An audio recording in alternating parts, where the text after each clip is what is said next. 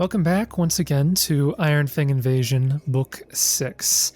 And we kind of ended off last session at a bit of a surprise encounter. Nobody was particularly anticipating the encounter that we're about to see being here as soon as it was, but essentially, last week you started off finishing off the monks on the third floor and then began to search around. It took about 2 hours, but you searched through what you later came to conclude was Xanathura's room / library / laboratory and Azaersi's commander's quarters. And after taking 20, looking around, trying to find everything that you could, you did ultimately find a switch to a secret door, which you opened and then found a locked door past that, and you were able to, with buffs, just barely hit the DC to pick that lock, which was really useful. And then you started to descend downwards into another room that you had seen before and were trying to metagame a secret door into, but the only way into that room was from the third floor. So you get into this room, you're looking around for a little bit, and then all of a sudden the black metal gears on the floor and the walls begin to spin up and then detach and coalesce into a creature. And you quickly realize that you were about to face an adamantine golem, a nearly indestructible creature. But luckily, after I don't know how long that fight was, couple rounds, you guys were actually dealing quite a decent amount of damage, despite its DR 15 and its fast healing 10 and its lots of hit points. You were eventually able to bring it down to 0, and it came down to a miracle that Gideon was conveniently able to cast as a class ability to actually destroy the golem, as it was otherwise indestructible. And shortly after the fight, or maybe during the fight, you guys had rolled, I believe it was Gideon had rolled a high enough perception to notice another secret door, which unlocked when the golem was defeated, and you were able to push open and descend even deeper down into the citadel. And that's when you came to this pair of double doors, and you opened them and entered this chamber in which you found 2 hobgoblins. And this is where we're going to jump back in. I'll kind of reset the scene for you all. As you enter this room, you see there are large black jewels floating through the air of this massive chamber, orbiting each other in a sort of elaborate dance. There are lines of silver metal highlighting a diagram etched in the black stone floor in the center of the room. It looks like some sort of map connecting 3 large altars. At the back of the room is a large, out-of-place wooden desk, clearly moved here recently. On the desk is a crystal ball, and sitting at the desk is a single hobgoblin woman with slightly purple skin, wearing a brilliant set of elven chainmail, and wearing a cloak of red scales. And behind her stands the familiar face of the spy master of the Ironfang Legion, Targreth. And as you entered, the woman began to speak. She looks up at you as you enter the room. She says, "So, my aspiring executioners have finally arrived. To think it barely took you 6 months to get here." She begins to tap the desk with her index finger, clearly annoyed. "The 4 of you have been a thorn in my side since the very beginning of this war. If not for your constant meddling, my legion would have claimed all of Nirmathos and Morthune months ago. I'd have finally achieved my dream. Imagine a land owned by hobgoblins. By all of the monsters cast aside by the rest of the world. A small sanctuary, just for us. She stops tapping the desk, shakes her head bitterly. But that dream is gone now. Now, we have no choice left but destruction. And you are to blame. This fate is what you deserve. How does it feel, I wonder, to be loved by the world? To be accepted by society? Not chased into caves and forests, forced to live off scraps, not hunted down for sport, being tasked with the suppression and extermination of races less appealing than your own, and even being hailed as heroes for it. She stands up. Well, none of that matters now. You've come for my head, we all know this. There's no need to drag it out, unless you have any final words before you die. What do you do? Well, Jessup would pipe up, and what you're describing sounds terrible. I, too, am familiar with, in some form, constantly fighting for my life for Nirmathos against Malthun. But if anything this war has shown me is that differences can be set aside and people can come together.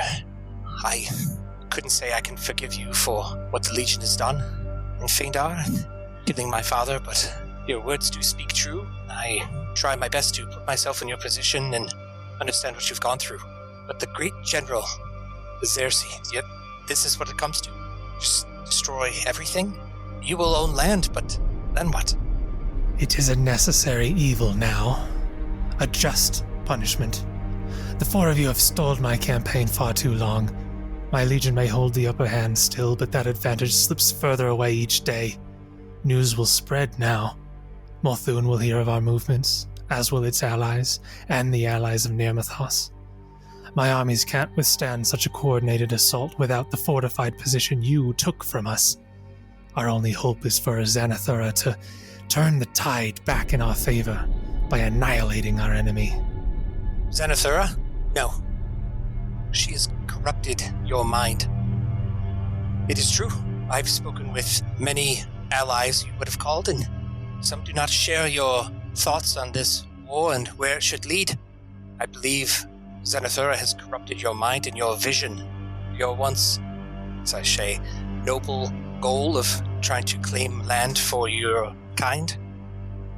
I believe that she has forced your hand and visions and made you think this is the only way. We have proof, written documentation, that she has besieged your mind and caused you to stray from your once path. She kind of smirks, almost chuckles to herself. So, this is your plan? What a joke. Did you think I lacked any intelligence at all? Are hobgoblins nothing but brainless apes in your eyes?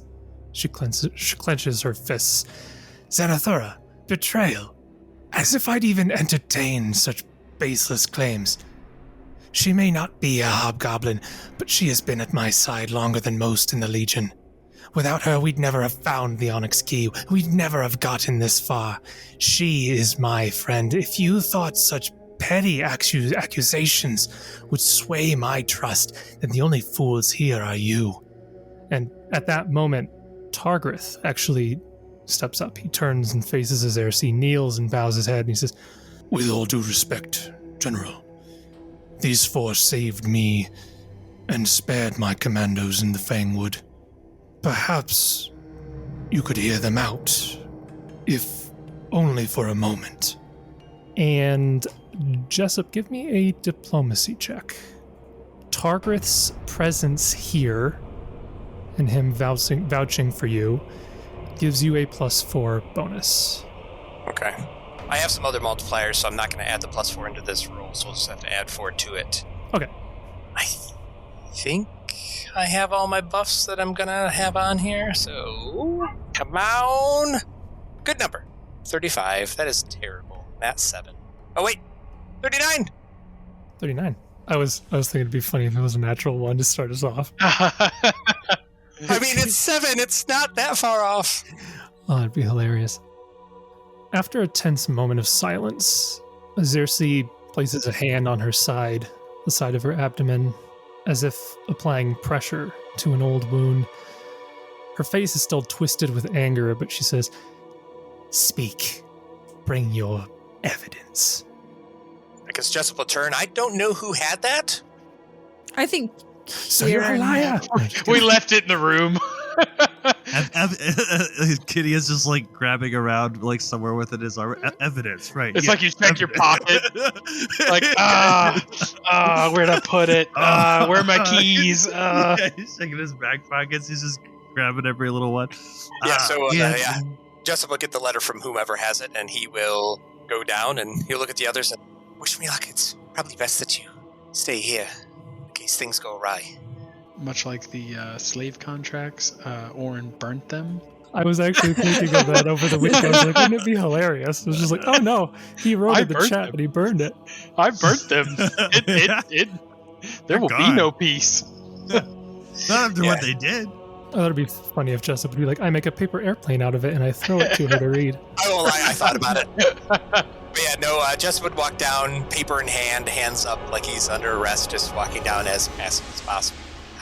Yeah, we found this in a room, a study, I believe. It seems that both had discussed many things, and I think she kind of got tired of you maybe not agreeing with her very aggressive actions, and perhaps has cast a spell on you to mind control you in some facet. I think Togrith can speak for that as well, as we similarly helped him regain his consciousness. She takes the paper and begins to look over it, and you can kind of hear her kind of reading it out loud under her breath. Not loud enough to be like heard by everybody, but there's like a comment she says at the beginning. She's like, "Oh, this handwriting, it's hers." So she's like recognizing that it is familiar handwriting. And when she finishes reading it, it takes maybe a minute or so. You can see she immediately goes back to the top, starts reading it again, as if like questioning what she just read was even like accurate. And after she finishes reading it the second time, the four of you are highly attuned to magic in your own ways, either divine or arcane. Your senses have been honed by battle over the past 6 months, and with your heightened sensitivity, you feel a subtle shift in the air, a sensation similar to the breaking of a spell. Azaersi kind of stumbles back a step, places a hand on her head, stumbles back one step more. "What trickery is this?" She violently shakes her head as if trying to wake up from a nightmare. She's, "Has my mind been cleared or only just now muddled? I don't know. I can't tell anymore. For how long? Since when have my thoughts not been my own?" Her face takes on a mixture of anger, fear, confusion. She looks to you, Jessup, says, "What have you done to me?" I'm assuming it's the sense motive roll needed to know that this shift has happened. I imagine with your sense motives and the situation, we don't really need a roll to realize that the spell is waning. You don't think it has necessarily broken, but it's like one push away. Jessup would shake his head. "No, I don't believe it is muddled.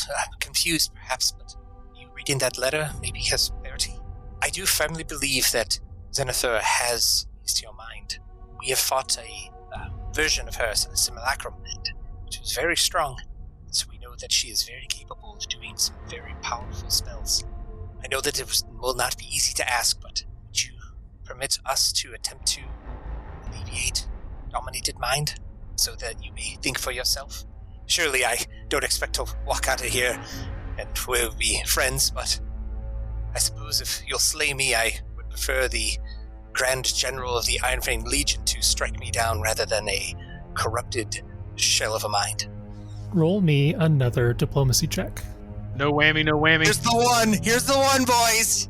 An appeal to pride and identity. Now that's Ooh, pretty 43, good. even better! 43. All Look at right. this guy. With that, you feel that sensation again, as if the evidence, your words, and her own confusion have given her enough of a chance to essentially break the spell of her own will But as she does that, she says, How could she? I trusted her. I kept her by my side. We were friends. How could she do this to me? There is no excuse for her actions. But her anger seems to falter for a moment. surely it wasn't all a lie. I've known her for years now. We'd speak at length about our dreams. No one else understood me as well as her. I'd never felt such acceleration when speaking to another before. I don't know what to do now. Her arms go a little bit limp. Part of me wants to cut her apart for what she's done. But I can't bring myself to end the life of a close friend. Maybe the effects of her spell still linger in my mind. Or perhaps I've grown weak. You can see her struggling with her thoughts. I need time to process this. Do whatever you have to do to stop her. I don't know that I can bring myself to witness her demise with my own eyes. Do you think there's any chance that she can be reasoned with? That we can convince her to stay her course? Is there any hope without it coming to violence? No, I don't think so. I'm known for my stubbornness, and she is my equal in that regard. And if she's willing to go to these lengths to control me just to prove her own point, I can't imagine there's anything that you could possibly say to convince her. Jessup will turn back to the general, and obviously I don't know about the kinship formed, and I do know I've heard that maybe not everybody appreciates her in the ranks as much as you did. I wouldn't be surprised that at a time that you are maybe both friends, think that her ambitions that led to her wanting to become some sort of god has maybe superseded what relationship that you had. Hate to say it, and I hope this doesn't wound you as much, but I think perhaps that she ended up turning you and the Legion just into a pawn to increase whatever fantasy that she has. Well, even if she has betrayed us. And you can see that there's still pain in Azaersi's eyes as she repeats those words, as if saying them suddenly makes them more true to her than they were before. Well, now that my mind has cleared, we'll be able to devise a new strategy. The war is not over yet. You'll, no doubt, attempt to stop her. I don't want her plan to go through any more than you. As I said, I don't know if I can bring myself to fight her on my own. I would hesitate in a crucial moment. I'd end up being more of a burden in that battle. But trust this, I don't want mutual destruction. My own kind will come out victorious in the end, one way or another. I believe that there's time for talking later. For now, we must do what we can to stop her in this mad plan. Will you help us, point us in the direction we must go? She nods and says, Very well. As thanks for breaking me of her treachery, I will allow you to do what you will for now. And we will talk later. We are not allies. Do not be mistaken in that. As for what you can do now, this room is what we would call a transposition engine. Xanathar is currently on the 4th floor in the peak of the Citadel in the mana battery. That is where her spell is being conducted, but it is this room powering it. You could perhaps shut down the transposition engine from here, and while that will not stop her spell, it will ensure that it does not get further supply of energy. I don't know the specifics of what she's been doing, unfortunately. I am not terribly educated in the arcane, but feel free to study the sigils here. And then when you are done, you will have to face her. Do you know of anyone that is currently with her? No, she's usually on her own when she's in the mana battery. She might have some of the gargoyles of the Citadel guarding her, but beyond that, none of my men would be near her. She did not need any honor guard, nor would any honor guard have volunteered to guard her. Well, Jessup looks up at the rest of the group on the balcony and kind of shrugs. Well, what do we do now? Well, as the general has allowed, I think it would be best if we take a look at this engine, see if there's a way that we can cut off the power to the mana battery. And I guess we'll have to check out these glowing sigils. Yeah, so if you guys come down into the room and start looking around, you look at the 3 different colored stones here, kind of take a look at the floating black jewels. Maybe you come to the center of the room and you start studying this sigil, this map that connects the 3 altars. You eventually come to the conclusion that basically you can, as Azaersi said, shut off the engine here. That will not disperse the magical energy that has already been gathered by Xanathura. In the worst case scenario, if you shut it off here, her spell could still be manually triggered from where she is, but it would cause a smaller portion of the vault to be transported to Galarian. Still sufficient to cause devastation to Nirmathos and Walthun, but it probably wouldn't spread much beyond that. But you think shutting off the transposition engine would be rather difficult. It would take multiple knowledge arcana or use magic device checks. And you don't know if failing any of these would cause some sort of magical backlash. Smack it till it stops. That is exactly what Jessup would have done. I guess otherwise the other plan we have is just let it go and try to race up to the 4th floor. And I mean, but That sounds like the plan. I mean, what else are you going to do? Well, we do have a time frame though, don't we? As far as like days left or something like that, which we had estimated. We had quite a while, didn't we? It was quite a bit. Well, yeah, after your just this last rest, so you've rested 2 or 3 times now, you have about 3 days left. So you're not like, you don't have to be up there like right now. Essentially, what shutting down the transposition engine would do, like I said, it would not stop the spell. She could still potentially trigger it when she goes through the ritual to trigger it. But if you shut it off now, you essentially minimize the amount of damage that could potentially be done as a failsafe. So even if you guys were to be defeated and she were to trigger her spell, yeah, I mean, Nirmathos and Multhun might be wiped out, but they'd be the only ones. Right. So I was going to say that next. Basically, is there any check involved, or would we know the casting time roughly of like a ritual? I mean, it varies. I know it's like an hour to 7 days can be a casting time for a ritual, but is that something that we could magically infer if we were to study the sigils for a little while? Studying the sigils, not so much, but as you're studying them, like Azaersi would be able to fill in some of the gaps, and she'd be able to say, at the moment, Xanathura is not actively attempting to trigger the spell. She's still waiting for her battery up there to gather more energy to cause maximum effect. If you were to shut off the transposition engine here, she would realize that she is no longer getting a supply and would begin the ritual at that point. But this is not a simple magic. I don't know much about it, but it would not be like many of your spells that can be cast in a few seconds. It would take, I would imagine, at least an hour, maybe 2. I can't say for sure, but it is not a quick process.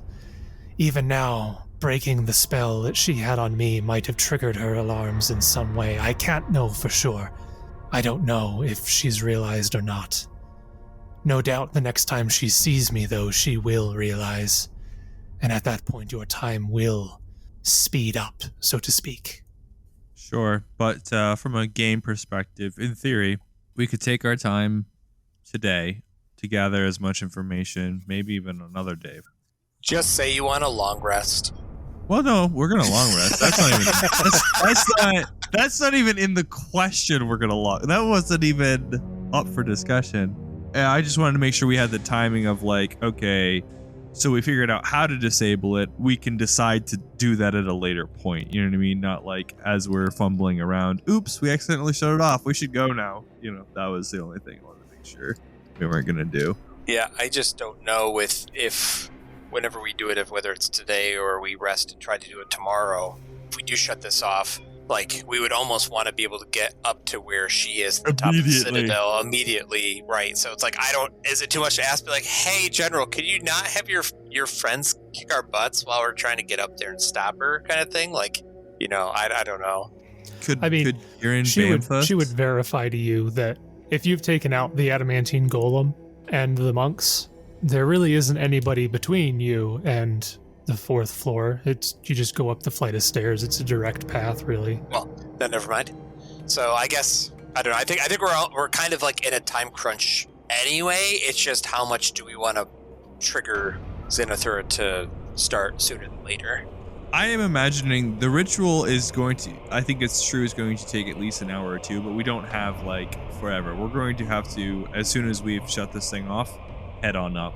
And it's going to be a very cinematic moment, I'm sure, as we climb the stairs and brace for the final journey, you know? Well, yeah, we think about that. What happens if we're like, oh, yeah, let's rest, and then 2 hours into our sleep, Kieran's like doing a keep watch, and next thing is half the Citadel's gone. It's like, well, poop. We were resting, and she just said, let's go. Right, that's why I was just wanting to make sure that we can mess around. Don't push any buttons. Don't change anything, you know? Don't slap the first big red button I see. Yeah. Don't accidentally turn it off. That would be worse. As Oran steps in that particular square. So that was the only thing. Jason's implication of consequences of failure also does scare me, but we gotta at least take some chances. You don't, just to clarify, you don't think that like if you fail the check, it's gonna like explode the whole place. It's just whoever's making the check, if they fail, is probably going to be zapped by some of the energy that's getting collected here is all. You're gonna die. So let's investigate right now, take a long rest, investigate some bit tomorrow, and then to see timing of things. Okay. You don't sound as confident as I would like you to. I don't know, I'm not sold that we have to shut it down. Secretly, Oran wants it to go. He wants it to happen. I am convinced we should. I mean, okay. Maybe you can say that we have so much confidence we won't fail at the end, but I think that I would be a little bit more just in case, you know. I don't want to doom all of the inner sea if we fail this AP. Maybe we could just get rid of Myrmidon and Balloon if we fail the AP. Yeah, but I'm trying to understand, like, what do you mean? Like, I mean, she's just gonna, like, that, like, even if we shut it down and we fail, that, like, still only the little part would fall? Like, why can't she just come back and turn it back on? That's true. I mean, unless there's a way to disable it fully. So potentially she could, unless you like start breaking crap, and then it would be rather difficult. But you kind of have the assumption that even if she were to come down to try to turn it back on, at this point, Azaersi isn't necessarily on friendly terms. She might not want to fight her friend, but she doesn't want her friend to destroy what she could use as a home for her people, and probably would not allow her to turn it back on. You don't know for sure, that this is all assumption, it would be, but that's kind of where it's at. You get the sense that Azaersi does not want to fight her friend, even though she betrayed her. But if push comes to shove, she's gonna put her people first. From a metagame perspective, I'm almost getting the vibe that if we don't shut it down, like, depending on how much energy is up there with her, she could use that against us. Oh, that would be so cool. You know what I mean? So it's like, if you shut it down, it's like, oh, she could do this ability, but depending on how much energy she has, she could do it so many times, so much damage or something crazy. If they act as like artificial ley lines and she can like spell weave powerful evocations, that would be very cool. Make that part of it. Unlimited meta magic. Make that part of it. Make that part of it, Jason. If that's not part of it, make that part of it. No, shush you, dude. It's really cool. It's a good idea. This guy. The vault it literally has artificial ley lines. Yeah, see? Amazing. This ancient creator developed the vault's artificial ley lines and used their power to build the stone roads, blah, blah, blah, blah, blah, blah, blah. Yeah, that's actually what it is, so. Yeah, raw magic potential is very cool. Okay, so we rest and then smash the machine. Got it. I don't know why we would rest first and then smash it. Is it just because of the timing that Xanathara would know something had happened? Yes, because she's gonna know as soon as the magic stops flowing to her. And then Yeah, she'll 'cause start casting the ritual. My blow fear up. is we rest and then we do something with the machine and then somebody gets zapped, probably Kieran, and then now I'm down like 150 hit points going into the final boss fight. Well, we have heals. Yeah, but we'd have heals and stuff because. But I would hate to use that stuff before the boss fight because I feel like we're gonna have to go in at like 100% and it still might be iffy. You don't have any consumables? I have some. I also think though the point that I was saying, like, I think we can figure out how to disable it, perhaps, and then maybe disable it in the future, or we could at least do an initial look at it today. And who knows? Maybe she'll come investigate. Yeah, I say we should do some information gathering. I think the fear that I was understanding was implied, or at least Gideon would have, is that if we do stop power, instead of coming down to try to turn it back on, she might just, all right, well, we'll blow up what we can and just start the ritual right away. Correct. That's what my concern was too. Like that she would just start the ritual as soon as the magic stops flowing. Correct. And then if that's the case, we would have to go up immediately. So that's why I was wanting to at least rest for that. I still think we can gather more information. So let's run through a couple of spellcraft or UMD checks, did you say, Jace? Yeah, so looking at this, you think shutting it down would require a series of Knowledge Arcana or UMD skill checks. Is there anything that we could do just right now to try to grapple with it, make some sense, gather some more information to make an informed decision about? So you pretty much have all the information I think you need, unless you have specific questions. Again, this transposition engine is a sort of, it's, I guess in more detail, it's a mathematical representation of the myriad planes of the great beyond. It's like all of the planes being like shown in this sigil of these altars here, and it's channeling immense amounts of energy from the artificial ley lines of the vault into the magic, which goes straight up to the top where it is held in the mana battery. Like I said, shutting it down here will cut off power to the mana battery, but Xanathar would almost certainly realize that has happened. And given the sophistication of the magic here, it is not really reasonable to just assume, oh yeah, it probably just malfunctioned, I'll go down to take a look at it. If it stops, she will almost certainly come to the conclusion that either you stopped it or Azaersi stopped it, at which point she would not be risking herself by coming down here. That's basically what you can gather about that. Are there any specific questions that you have? Yeah, how trial and error do we have to be? Like, are we tinkering to figure out how this works, or could, in theory, like a wizard pool over it and try to like understand how the device could be shut down and then make that decision later? Or in the process of learning, are you kind of trial and erroring? Oh, maybe if we do this, or maybe if we do that. You see what I'm saying? Yeah, so it would be a process of figuring it out hands-on. There is the mathematical representation here isn't really like an instruction manual for how to turn it off, but it's not like if you fail the check, it's over. It's just if you try to cut off the magic the wrong way, whatever is there might get channeled into you, essentially. So each time you fail, we'll have some backlash, most likely, is what you're seeing, because the magic that is being channeled through these ley lines seems to be rather conductive towards living matter. But you can try it again. It's not like a take 20 situation because there's a fail, but it's not like a you better get this right first time situation. But you would basically be learning it on the job, so to speak. And it's also not like you could map out how this works and then make a decision. Like, you would, in the process of figuring it out, you would also shut it off. Correct, yeah. So if you even wanted to attempt to map out how the artificial ley lines are channeling magic, it would probably take you days. It is intricate beyond measure, as you can see on the map even.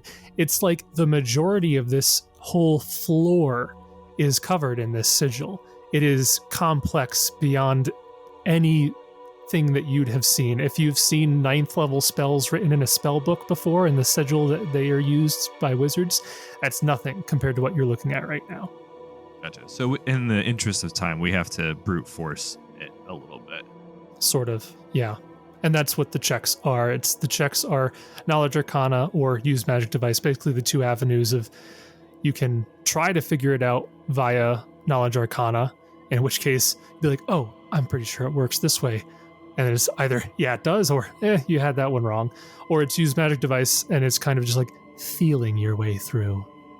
Sarah, I guess then, do you think that Kieran would advocate not risking hurting ourselves to disable this thing and just going for all the gumption and just putting all of our confidence in winning the fight? No, he would probably advocate for resting and trying to recall as much information as we can about Xanathura and going into it with our full force and might. Okay. So let's do it. Let's take a rest. Let's go over all of the consumables I've been keeping in my pocket. So are we going to go back to Kieran's little mansion thing that he made? Or are we just literally just going to be like, hey, General, do you just chill there or are we just take a nap? You guys just start laying out a cot right in front of her desk. No, I have plenty of spells. I can just cast another mansion. I mean, he didn't learn that spell to only use it once. I mean, come on. I'm sorry. I didn't know if we had to go back to where originally it was, because, I mean, technically we're still within the same hours that it was still available, isn't that right? Maybe, but I can dismiss it and just cast another one. And this time I'll make it so that Oran's not sleeping on a stone slab. I'll actually give him a bed. Yay! But the pillow is still stone. But the pillow is made of stone. And take into account any of the changes that you guys would have wanted. Because for all Kieran knows, this could be our last night ever living. So let's make it good, I guess. So I would say let's go back to that same area that we were in before, because that was right at the steps to go up to the 4th floor. And then we can rest there and be ready to go upstairs. Okay. All right. You guys basically let Azaersi know that you don't just turn around and start walking away without saying anything. Okay, bye. I imagine you kind of fill her in on the plan, or maybe you were planning this out loud and she heard you all, but you make your way up back to the 3rd floor. You pass by the destroyed adamantine golem, which you no longer have to worry about. Had you not found some way to destroy it, you would have had to either teleport past it or contend with it again on your way back down the next day, but luckily that's not a problem. You get up to the 3rd floor and Kieran can recast his mansion. You can all go inside and to your respective rooms, and again, you could have a feast or not, depending on how your nerves are, if they make you want to eat more or if they make you sick to your stomach thinking that this might be the end. But eventually you do go to your individual rooms, you rest for... Wait. We're not just going to skip through this. Like, it could be our last night. I don't want to just skip through this. Sure, whatever you want. One thing I've been holding on to, I think that Kieran would open up, is he's had a bottle of fine wine in his inventory. And I think we would gather all in the sort of the opening area, that open foyer of the mansion, maybe as we're eating our meal or whatnot. And Kieran would pull it out and say, this is something I've been holding on to for quite some time. It is a bottle of wine from my father's wine cellar that I took when I left. And I've been holding on to it for the right occasion, and I hadn't really found the right occasion, but I think this might be it, because tomorrow brings a lot of uncertainty, and we've been through so much together. We've been through a lot of bad fights together, but I have a feeling that tomorrow is going to be worse than anything we've experienced thus far. So I think it would be nice to just share a bottle of wine with friends and good company. Very nice and thoughtful. Curious, say this event didn't happen and you didn't get tied all up with the Ironfang Legion. What would you have assumed would have been the right time to drink said pillaged wine? I don't really know, Jessup. I think I was always hoping that I would just know when the time had come. I think it was just a reminder of what I had walked away from and what I might have to go back to eventually, and I don't think I was ready to face that yet, but this adventure that we've been on has been so much bigger than anything I could have ever imagined for myself when I left that, I mean, a bottle of wine now seems pretty small in comparison to what we've dealt with, so if this is the moment that I use this, then I think it's a pretty good moment. But other than that, I honestly don't know where I would have drank this wine. Maybe I would have been at a tavern and had a drunken evening with other beverages and would have just opened it up and drank it. Maybe I would have wasted it, or maybe I would have, I don't know, found someone to share it with. Maybe a woman, I don't know. Never really thought about that, but I think in my heart of hearts, I just knew that I would know when the time was right. Are you planning on going back to Multhune after this is all said and done? I don't know. I think I might have to, but I don't want to. I think I have to confront my father eventually. I don't think I can allow him to carry on with how he's been living his life and dictating the lives of my brothers and sisters. But I dread that moment. I don't know if I'll be ready, even after all I've been through. He seems like the most daunting figure in my path. You do know who we're fighting tomorrow, right? I believe that may be more daunting. Is he a bigger dragon than you? Actually, the funny thing is, I don't think he ever inherited the dragon powers or abilities. I think it skipped a generation. My grandfather had it, and it skipped my father, and of all of my brothers, I am the only one I know of that has inherited it.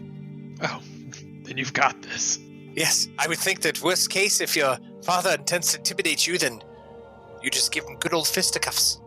Well, honestly, I had never thought about actually fighting my father with force.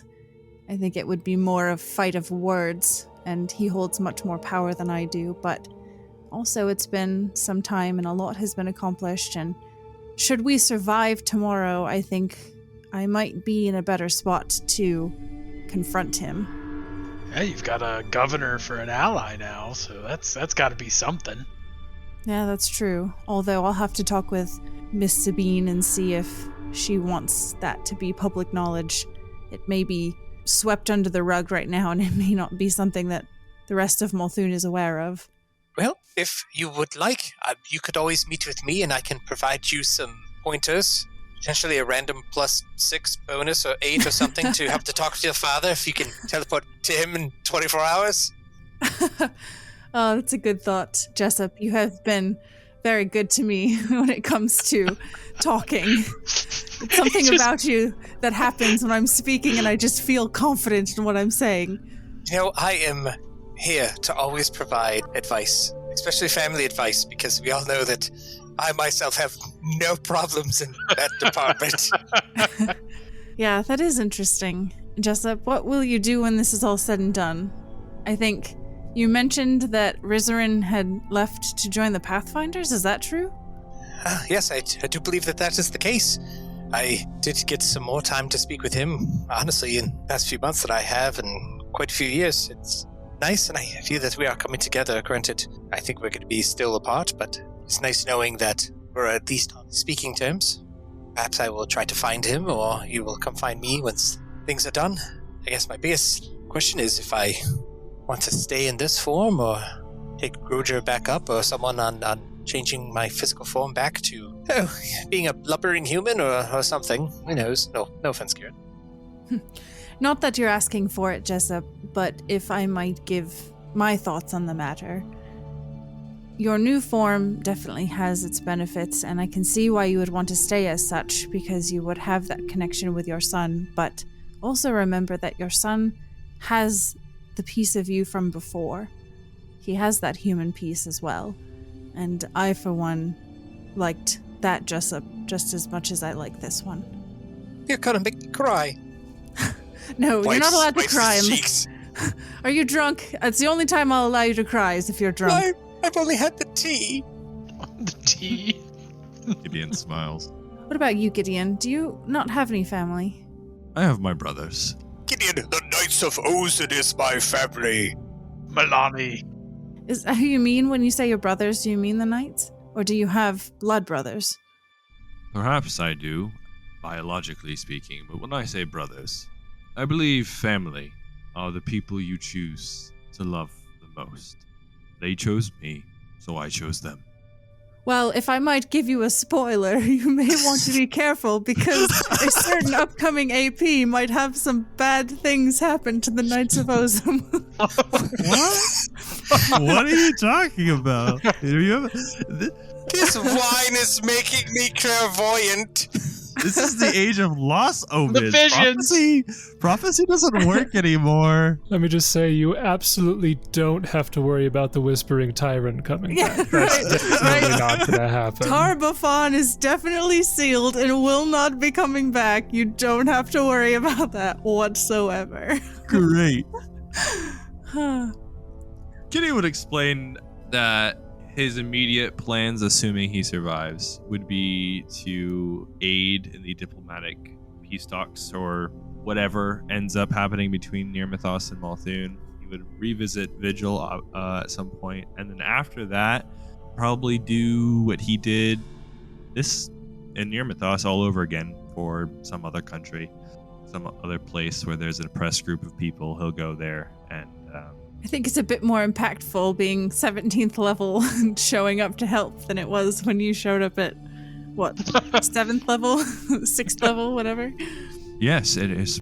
The stronger I get, the better that I can serve Milani, and in service of trying to become among her exalted, I would be honored. There are some who were mortals first, who became heralds and servants of Milani. They work beyond the plains, and battles beyond your imagination. Ones like this that concern more than just Galarian, larger fates, more peoples. I would love to serve her through this life and into the next and whatever is to come. I found my purpose. Well, I'm happy for you, Gideon. I have yet to find mine, I think. I do have a question for you, Gideon.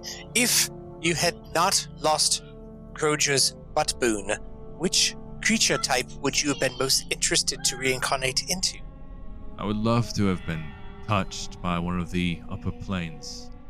Something divine. I don't have ambitions to become a god myself, no. We're already fighting one of those, please don't. He laughs. I have no such delusions. But to serve as something more than mortal, but less than eternal, that would be a true privilege. An angel or something of the sort. I guess my thoughts of trying to be an advisor for the Mayor of Longshadow seems pretty minuscule compared to your need of divinity. It's not a need, it's just... I've always had a sense... I've studied many of the gods, and there are tenets and values for each of them that I do admire and I do respect. And there's some part of me which has love for Iomade and others, but Milani's tenets ring very true to me, and not only do I want to live my life the way that she preaches, but I want to make it possible for others to live the lives that they want. And it has always deeply resonated with me. And so I truly don't think that I have pride that led me here. It is by the grace of Milani that I continue to be able to serve her. It has been an honor and a privilege. There are tales. Her faithful, we sometimes will tell stories. She will let you reincarnate into the next life, and sometimes you can remember your past lives. I have not done this ritual myself, but I think I might be the first life to have served Milani, and however many I can give her, that's what I want to do. Okay, 2 family issues and someone who wants to serve the gods. Oran, what about you, son of Kragadon? I think mine's a little less grandiose than some of your guys's. I'm thinking, maybe I become an ambassador with Kragadon. I've traveled quite a bit over the last 6 months, met a lot of people, been to a lot of places. I think I could be a good good diplomat for Kragadon, and now that Malthun and Kragadon aren't at each other's throats, it seems like a good time to maybe give that a try, and I don't know, maybe I'll do a little trading while I'm at it. Trading of what? Well, minerals, of course. I mean, precious stones. People. Yeah, I was like, actually, I didn't burn those slave papers. I still have them. I'm starting my own slave trade. He doop down in the Darklands, and His store is called Scene Servants. Oran, you're terrible. Oran, that sounds really nice. Actually, I think I like that. I've been thinking about it too, and if I come through the confrontation with my father, I think part of me wants to find a secluded village and buy a cabin and just live in obscurity. Is that so weird? Is that weird? Coming from you, yeah, that's a little offbeat. I mean, you've always seemed like such the urbanite. Yeah, what about your life of luxury?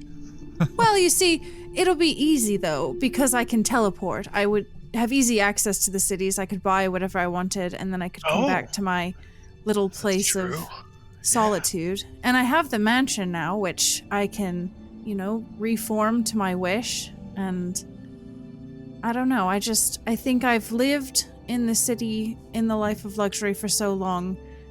And if there's one thing I've learned from being out here on the road, it's that peace and quiet isn't all that bad, and sometimes a simple life is more fulfilling than a life filled with luxury. Although I think it will take me some time to wean off of the luxury. I don't know if that part of me will ever go away, but I think I might need to take some time and just reflect on myself. Have you heard of this nice little quaint town in Nemothos called Longshadow? There is just a perfect little cabin. Someone seeking a roommate. Surrounded by cabbages. You're gonna go back, Jessup, and Hursk is gonna just have shacked up at your house. He's gonna just be living in your house. Yep. This whole time. Yep. 100%. Kieran will say, actually, I've heard of this little coastal town called Sandpoint that seems very quiet and peaceful and not much goes on there, so I may end up going there and having a good life. I also think it would be funny if Kieran, like, as a way to pass time, is he just plays, like, roulette with teleport, and he's like, I want to teleport to Absalom, and then just sees if he gets there or not, or if he ends up, like, hundreds of miles away. It's like, oh shoot, I just ended up in Geb. Oh no. That's fun. You can travel a lot of the inner sea that way. Well, and the whole world, I guess. Yeah, actually that might be what he does. That would be kind of fun. It's like your own, like, throw a dart on a map and see where you end up. Maybe he would do that. Strange. I mean, magic really does change the way that you would engage with leisure activities, doesn't it? Oh yeah. You want to go on a trip? Yeah, where? I don't know. Let's find out. Boop. Oh no, I rolled a 99. Uh-oh. Yeah. Where did I end up? But here is the spell that also comes to mind. I love that spell so much. I'm going to cast it in a campaign someday. Derail everything. Yeah. All right, so that's really all I wanted to do, Jason, is just have a little time of reflection and enjoying some beverage, and we can enjoy the food, and then eventually we would all retire. And I don't know if Kieran sleeps well that night. I don't want him to be, like, fatigued or anything the next day, but I think it's just more he lays awake for a while thinking about what could happen the next day, and I think he really starts to realize that he has a lot of unfinished business in his life, and he's died so many times already, and Oran's been able to bring him back, and I think in his heart of hearts he's kind of scared that there may be, like, a death that he can't come back from, and he's not ready to deal with that. So he kind of keeps awake thinking about that. All right. Any other last comments from the rest of you on how you sleep? Jessup's going to sleep terrible, and he's going to have the exhausted condition tomorrow just to kind of make things a little more difficult. Okay. Kick it up a notch. Why not?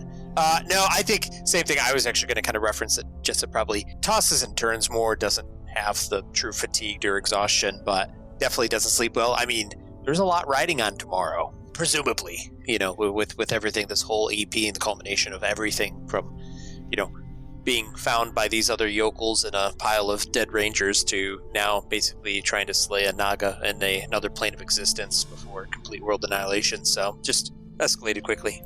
Just a lot going on. Yeah, as you all know, Gideon has an unhealthy obsession with martyrdom. So So Gideon is in his element. He's like, I hope I die. It's a good death. Exactly. Like, that'd be great. And I could be reincarnated. I'd be so happy. Yeah.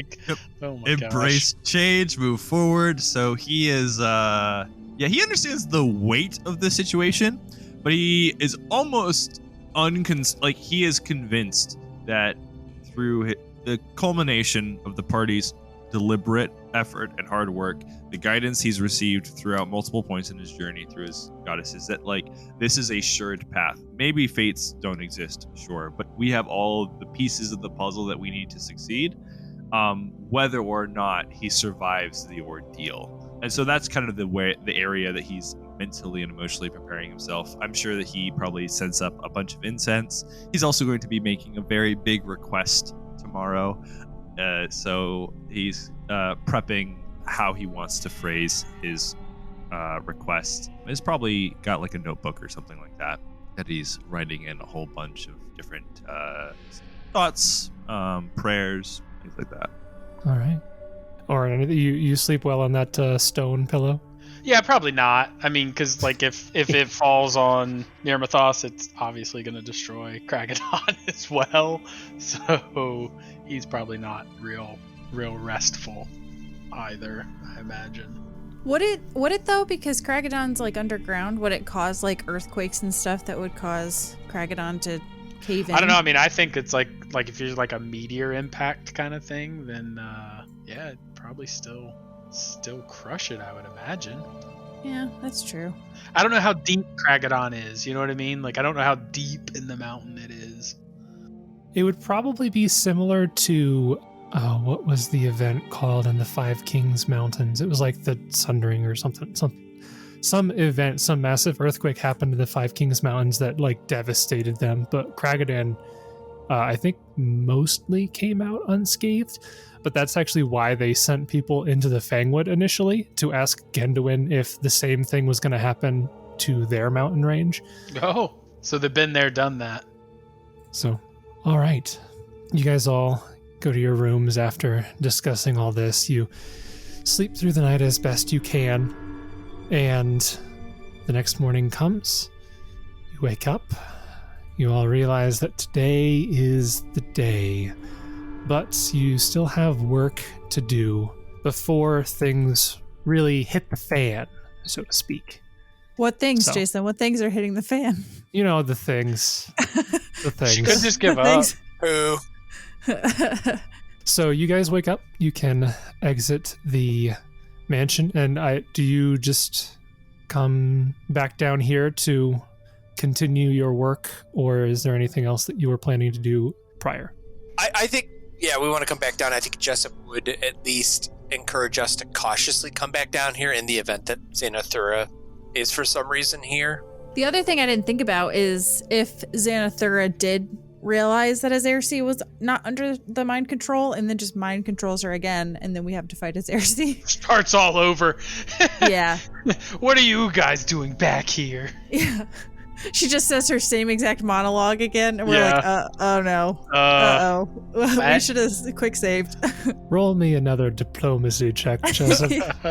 That's why Jessup, sleight of handed, took the letter back in the event it was needed. Oh, excellent. That's some forethought right there. That'll do. All right. So you guys come back down here, and you once again reconvene at the transposition engine. You can see that Azaersi and Stargarth are still here, and Azaersi is pretty silent. You can see that even though a number of hours have passed, she is still in a very foul and somewhat introspective mood, and she doesn't really acknowledge your presence here very much, for the time being at least. So, you are free to tinker with the transposition engine as you see fit. All right, so I have let's see, let me take my buffs off because I don't have Good Hope, don't have Bull Strength. I don't know what all we would have. I would probably cast on myself Heightened Awareness with my wand, but I'm not going to cast any like combat buffs yet. Do I get a final casting of Unshakable Zeal? Is that from me? You're darn right you do. Okay. I think I've done it every day since I've gotten that spell. I appreciate it, and hopefully I can remember it, because when I remember it, it's very, very helpful. When I tried to remember it for the last time, but I don't think it really mattered during some of the last combats we had. Because it was either you hit or you did not, and it was a terrible mess. Yeah, I'm very swingy with what I do, so yeah. Yeah, I guess Jessup will just do Investigative Mind, and I guess depending, Jason, on what roles you tell us to do, because, you flat out told us it has to be a Spellcraft or UMD, correct? A Knowledge Arcana or UMD. So, Kieran, which would you, I'm assuming, would you do Knowledge Arcana? Yeah, so with Heightened Awareness, I would have a 23 Knowledge Arcana versus a 21 Use Magic Device. Gotcha. I think I should be able to Omnipresent Mentor you for that. For Okay. Knowledge Arcana. Okay, yeah, that would help. So that would give you, I think, +6? Yeah, so you get an Inspire Competence bonus +6 on your Knowledge Arcana. Okay. It went up by 4, so I must have another competence somewhere. You might My have like an Iron Stone or something. Circlet of Persuade. That doesn't go towards knowledge, though. Heightened Awareness is competence. So, yeah. So it gives me a +4 with... That's okay. Yeah. I used literally 4 of my 40 rounds of Bardic Performance to give you a +4 for the day. That's super helpful. Yeah, that's definitely good. And then I should still be able to help you aiding too. Okay. All right. Are we going to do this? We're going to do this. Yeah. Oh boy. All right. Make your first roll. Okay. First roll is a 42.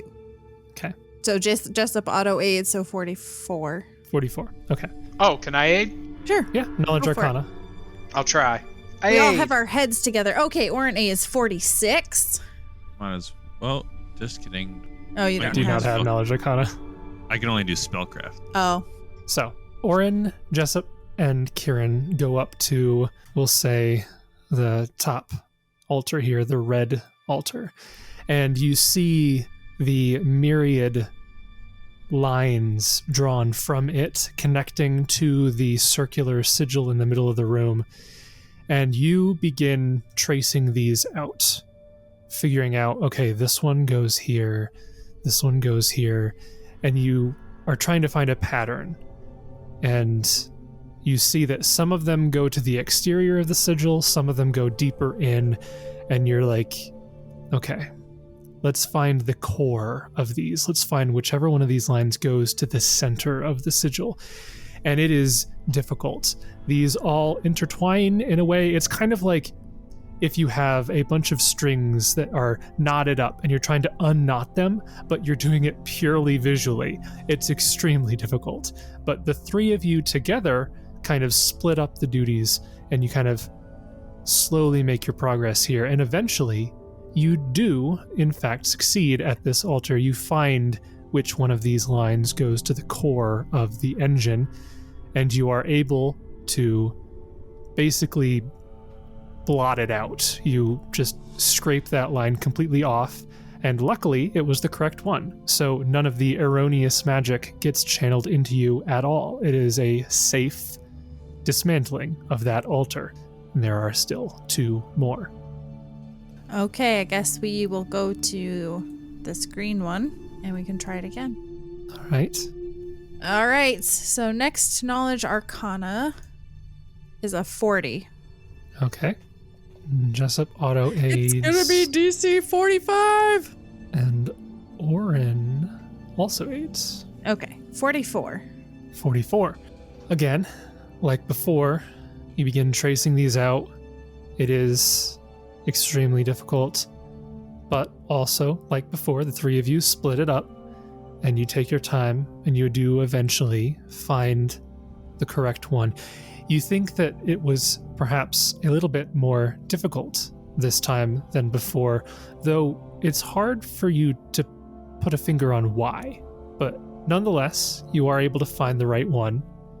You're able to basically destroy or sever that connection, and the magic is not basically zapped into you, and you successfully dismantle the second altar.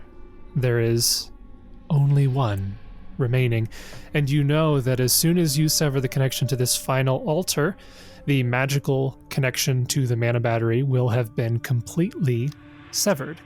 And if your assumptions are to be correct, Xanathura will realize that she has lost her supply of magic and may begin taking matters into her own hands. Before we do the last one, Jessup needs to confirm to the general. Now, just to confirm where Xanathura is, go up to the 4th floor. We had encountered special doors that needed a special key to get through. By chance, is there a special key that would get us through there that maybe we don't already have? It would be a pain to dismantle this last ley line to not be able to access the room, and then things still go awry. And you're addressing that specifically to Azaersi there at her desk? Yeah, her, and then up there with Targrath, who just okay. said that. He's speaking to the general, but in their direction, yes. She kind of looks up and says, I don't think you'll have any issue. You clearly are able to get through the door in my chambers easily enough, and from the 3rd floor up, there is no door. It is simply a winding staircase. It'll be several hundred steps, perhaps. You go up quite a ways, but there won't be any barriers in the way. Jessup will just nod and, I appreciate it. And if you would not mind, after we win and stop this plan, would you be open to at least conversing with me or us further regarding the war and what we may be able to do to cease it and perhaps have all parties walk away with some form of victory?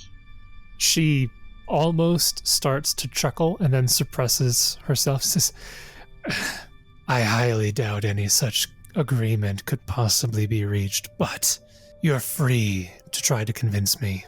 Jessup smiles and nods, and challenge accepted. I shall do my best. All right, Kieran, let's get this show on the road. All right. So I'm going to first teleport us. Oh, no, I've got to do this first. Yeah, you got me all worked up. You were talking about the end and going and doing, and I got confused. But we're good. We're good. Kieran's good. Teleports you up and you're like, wait, we weren't done yet. We gotta go back. He's not nervous at all. What would he have to be nervous about? What? Do you guys want to at least, potentially, since we're going to go right up there, do we want to cast our 10 minutes per level spells and things like that before we go, just in the event that we don't have the time? Sure. I mean, I think casting our longer spells would be beneficial.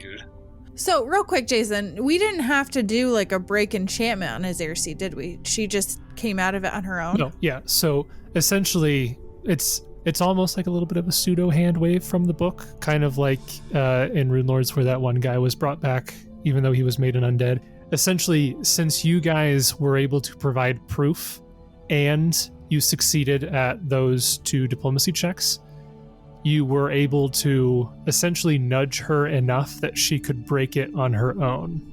You didn't have to cast a spell on her. No. Wish the players could do that to ourselves. Were it so easy.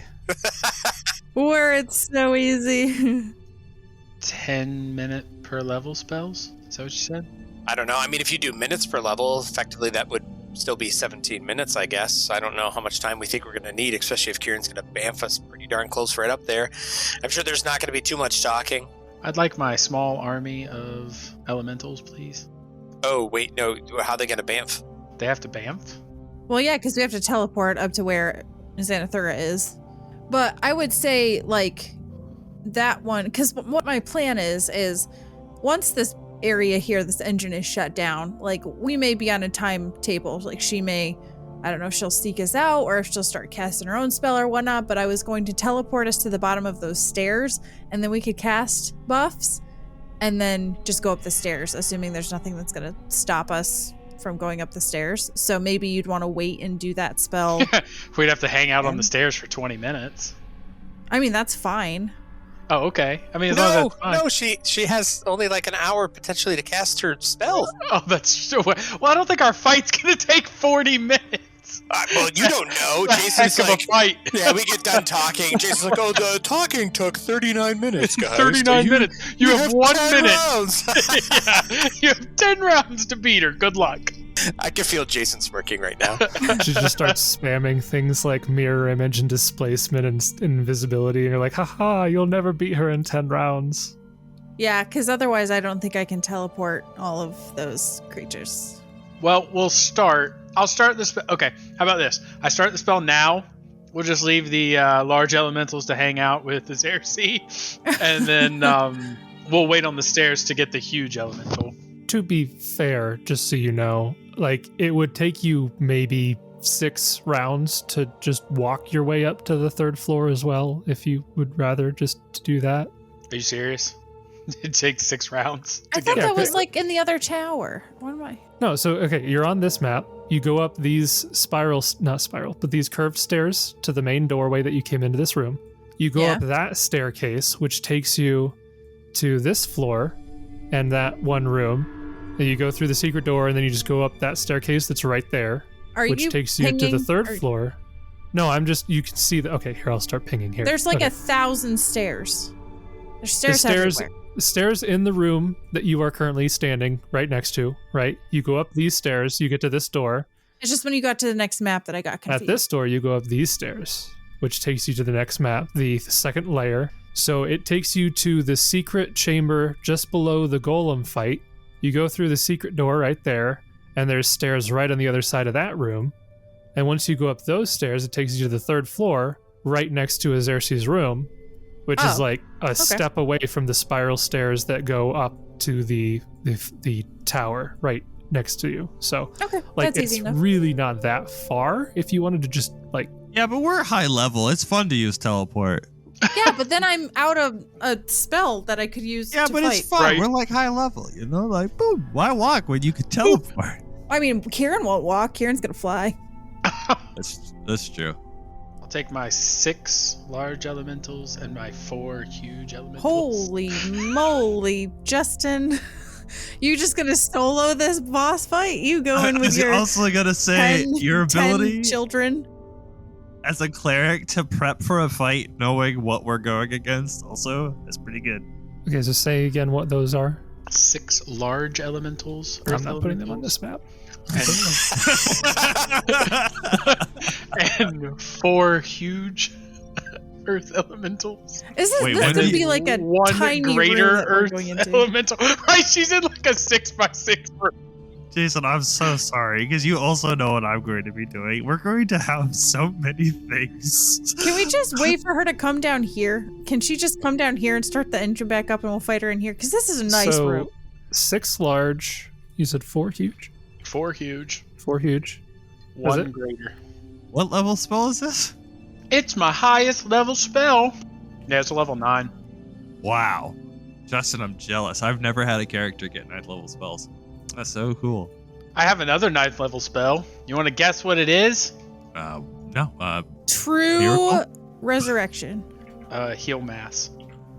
Oh, okay, yeah. That's weak. That's a good one. All right, so I want to cast Stoneskin Communal. Okay.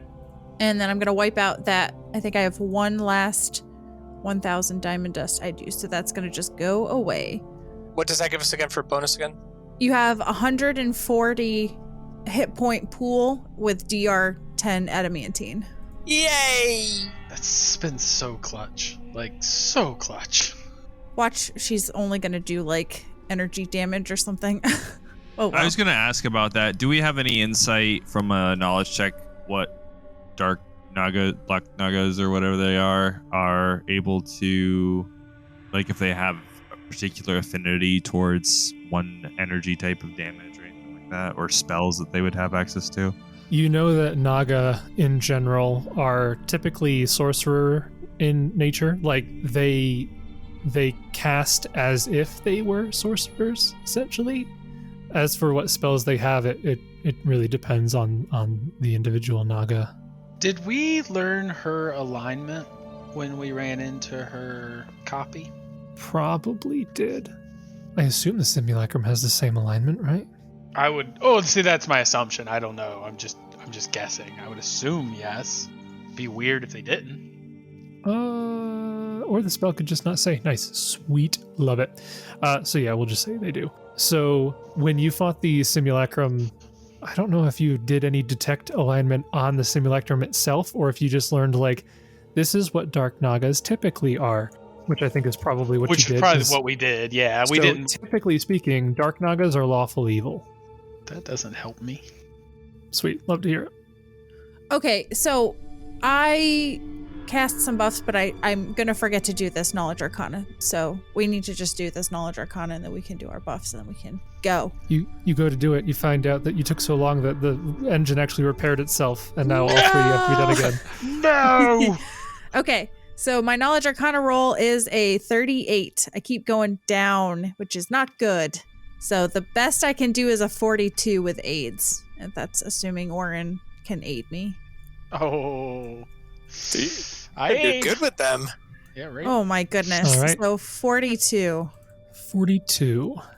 You begin, like you did the other two, tracing the lines back on this one. However, like the second one, you see that this one is even more difficult. And again, you don't quite understand why that is the case. But you begin tracing it out, and you just start losing your place. But you think you have an idea of which one. So you mark it off like you have the other three.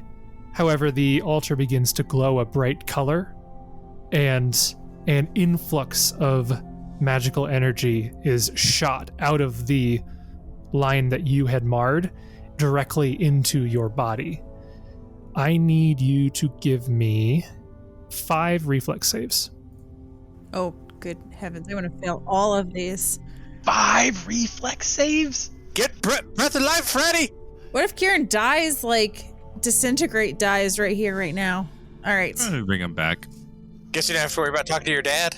24, natural 1, 24, 27, That's great. 31.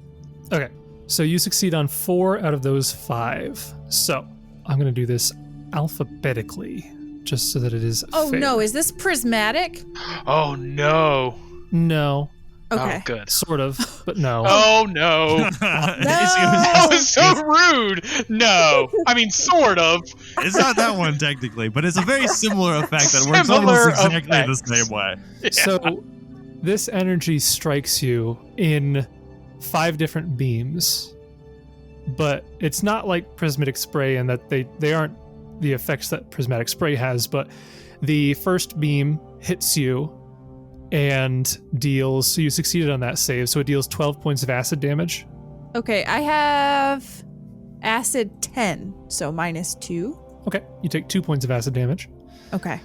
The second beam hits you, and this one, according to alphabetics, it would be, so you take 25 points of cold damage. A blue ray hits you.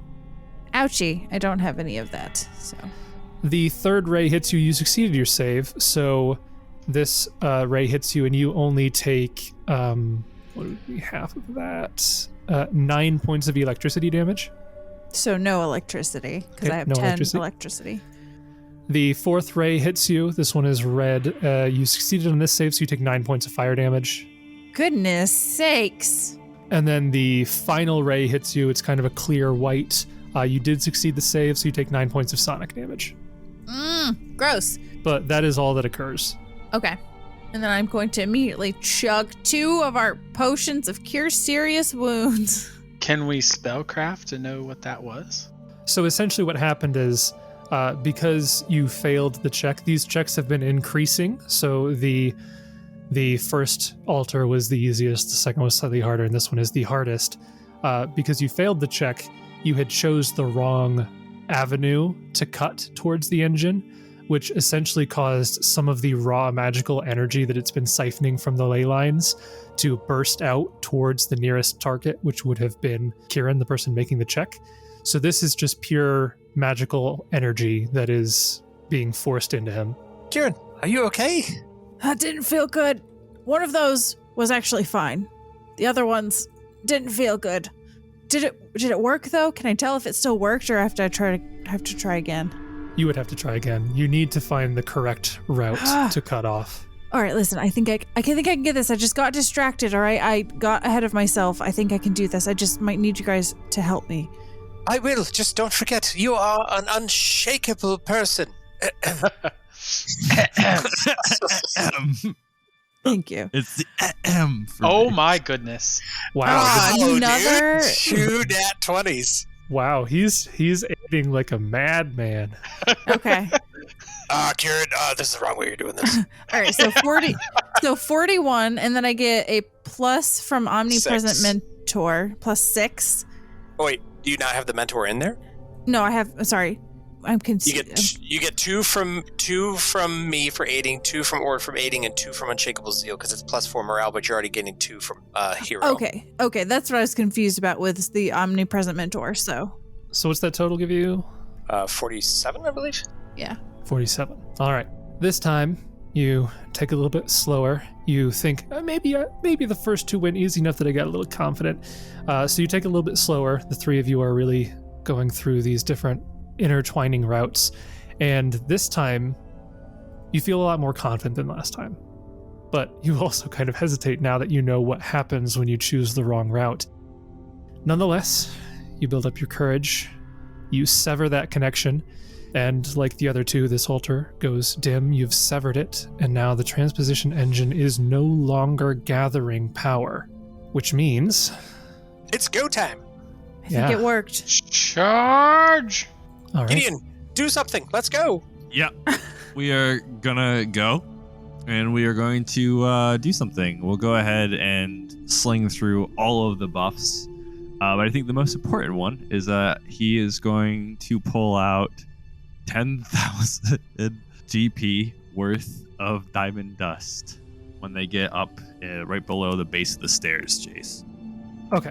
So you are going up to the third floor, and then we will be doing the rest of this. Okay. So I have put everybody on the map up here.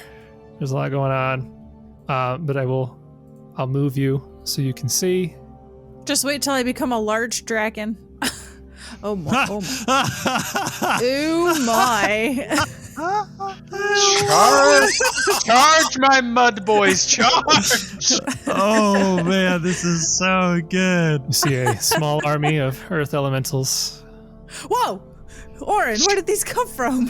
So What are these? many. These are my boys. These are my boys. Those are delightful. What are their names? Torog Jr. Borin, Torin, Lauren, Corin, Florin, Feely. Borin, Doran, Born to Snorin, Snorin. Oran. All right, who wants to go first?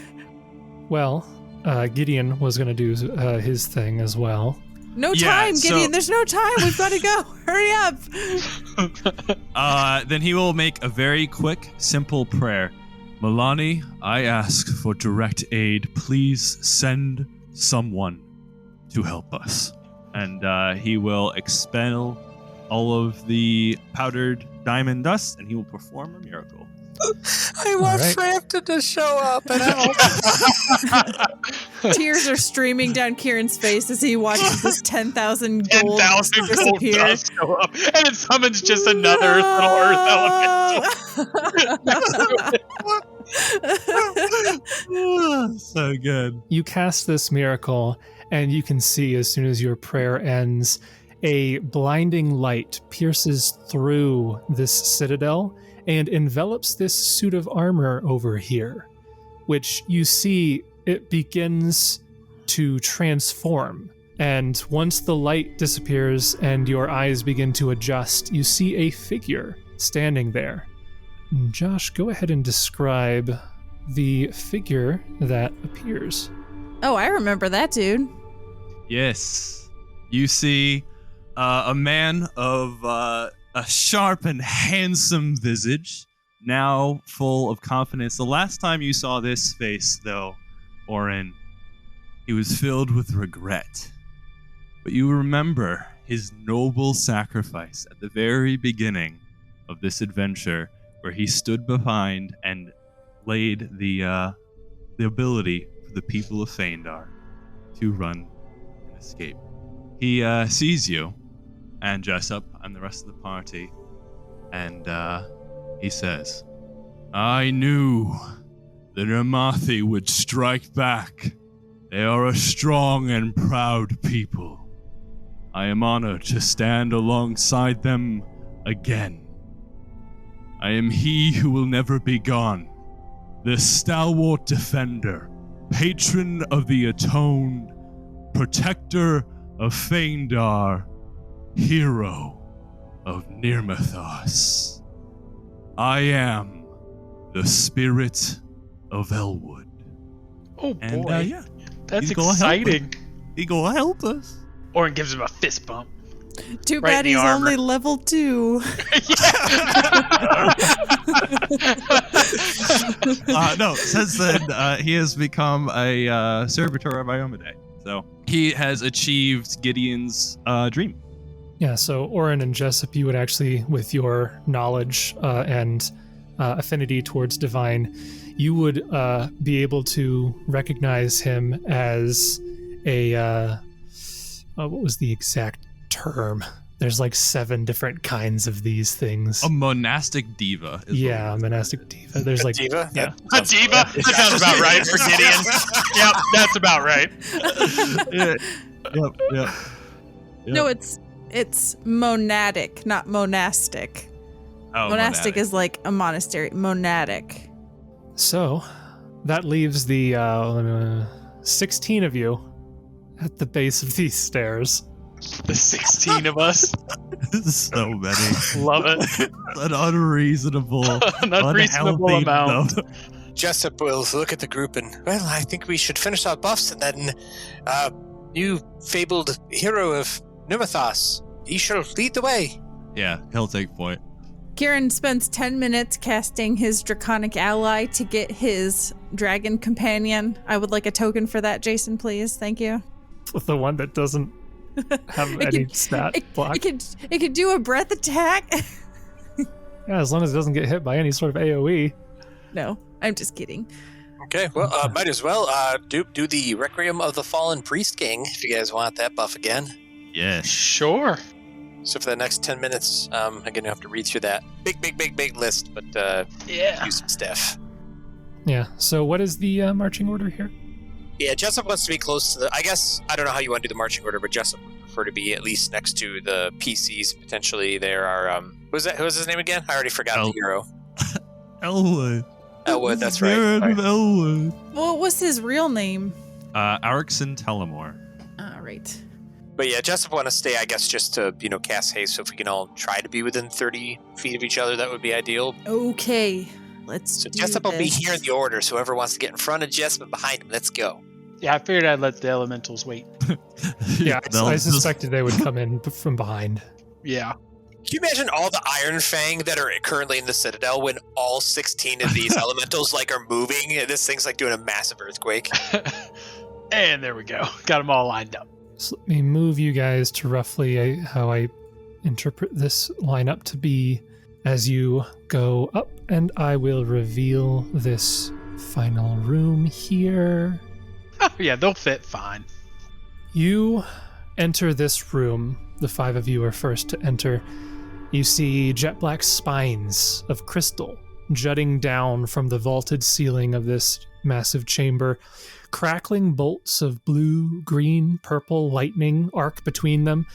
Ancient runes and diagrams trace across the room's floor and walls, with secondary additions made in glistening silver.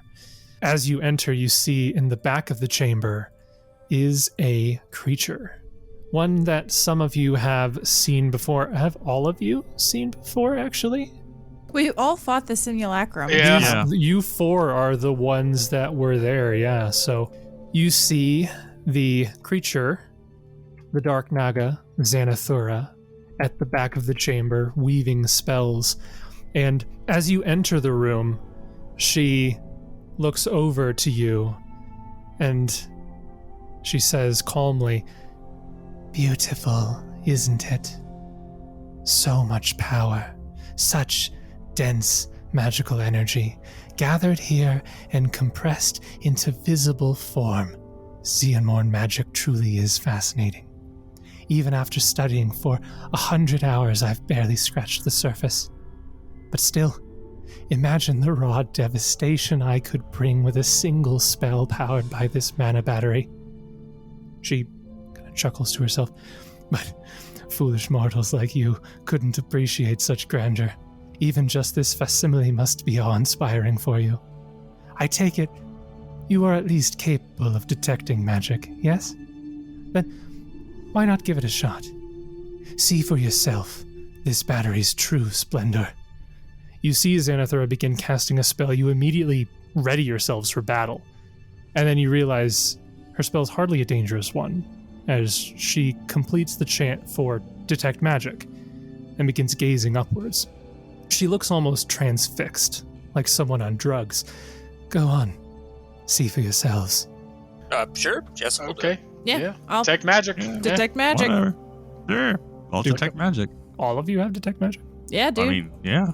Who doesn't? What kind of group would we be if we didn't have detect magic? Detect Magic was a cantrip that everybody got, or if it was like a arcane, like a sorcerer, wizard, bard thing. It's like the cantrip to have. I love how there's no bimbo fighter in our group who's just like, what? Magic? How would I see that? Why would I see that? That doesn't make any sense. Okay, wouldn't this be really funny if this was like a trap and something really bad's gonna happen and Jason's like, there's no way that they're all gonna detect magic and then we all detect magic. Could I actually instead activate my ring of true seeing instead? Sure. Ooh, that's a fun one. You all do that, and now you're permanently blinded, permanently confused, insane. No. But you all cast Detect Magic or True Seeing, and immediately after you cast your spells, your vision practically explodes. You witness a kaleidoscopic barrage of colors and arcane sigils bursting like fireworks, flowing like airborne rivers, interweaving in webbed patterns that grow and shrink and move in ways that feel extra-dimensional. You are struck with a single thought. Is this what mythic power really looks like? But you see it for only a moment. Your eyes quickly begin to burn from the exposure, and you feel your consciousness fade as your mind struggles to process the immense influx of raw arcane knowledge. Your spells break, and you blink several times. Your vision slowly returns. However, things don't look the same as they did before. You guys, whoever wants to, can roll a heal check. Our spells break? I'm sorry. What does that mean? Essentially, your Detect Magic and True Seeing, the influx of knowledge, the influx of arcane energy, just by witnessing what is truly going on in this room, it basically overloads the spell. I thought you were going to be like, yeah, so all of the pre-buffs that you guys went ahead and checked off. You're reset to your normal stat. Yeah, just go ahead and get rid of those for me. That would be the most hilarious thing. No. I was like, I've cast like so many spells. That I would love that if that was the case, but no.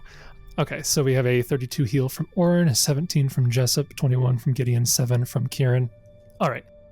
So, Kieran, you don't immediately pinpoint this, but the other three would be able to easily describe it in it's essentially a very simple thing. All four of you, upon just witnessing this spell that she is weaving, develop color blindness. Oh. And Xanathara begins laughing again. She says, "Don't be ashamed. That's only the natural response for all lowly beings. This magic is beyond your comprehension. Even I am yet to fully grasp its wonder." She finally looks away from the battery and back to you. "If you wish, I could permit your lives to linger a bit, so you could be the first to witness my ascension, the birth of a new goddess. It won't take much longer. I am tantalizingly close to figuring it out. What do you say?" I think as much as we would like to witness that, I think that's going to be a hard no. I agree. Well then, I never really expected much from those of your disposition. Very well. then shall we get things going? And I need everybody to roll initiative. I'm gonna straight up skin you and make you into some boots. All right. Well, Jessup's going to use his heightened awareness. Me too. It's a really good initiative for Oran. I'm happy. What is heightened awareness? +4? +4, I believe. I'm looking Okay, up right now, so 'cause I always will forget. add a +4 to this. Oh, wow. Yes! Wow. I'm as good as everyone else this time. So Oran gets an 18. Ugh. Jessup gets a 24. Okay, Jessup gets a 24. Looks like I have Elwood still whispering all of his stuff. That's funny. Playing 2 characters is so yikes. It's not as much as playing 12 characters. Yeah, I was gonna say, try handling like 16 elementals, bud. Okay, so I have Elwood. 3 different web pages open for their stat blocks. Yeah, dude, he's got 15 more, and he spent no money. That's true. I mean, they're cannon fodder. They're not very strong. Elwood got a 10. Gideon got an 18, but his initiative modifier is lower than Oran's, so we'll drop that to a 17. Oran got an 18. Jessup 24. Kieran got a... Where's Kieran? Kieran. I got an 18. Kieran got a 18 with heightened awareness? Yeah, heightened awareness, yep. Okay, so we'll put you there. Okay, let me sort this just to make sure everybody's in the right order. Elwood, then Gideon, then Oran, then Kieran, then Jessup. Okay.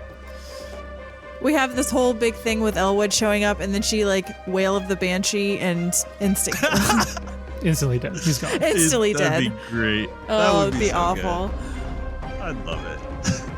Round 1.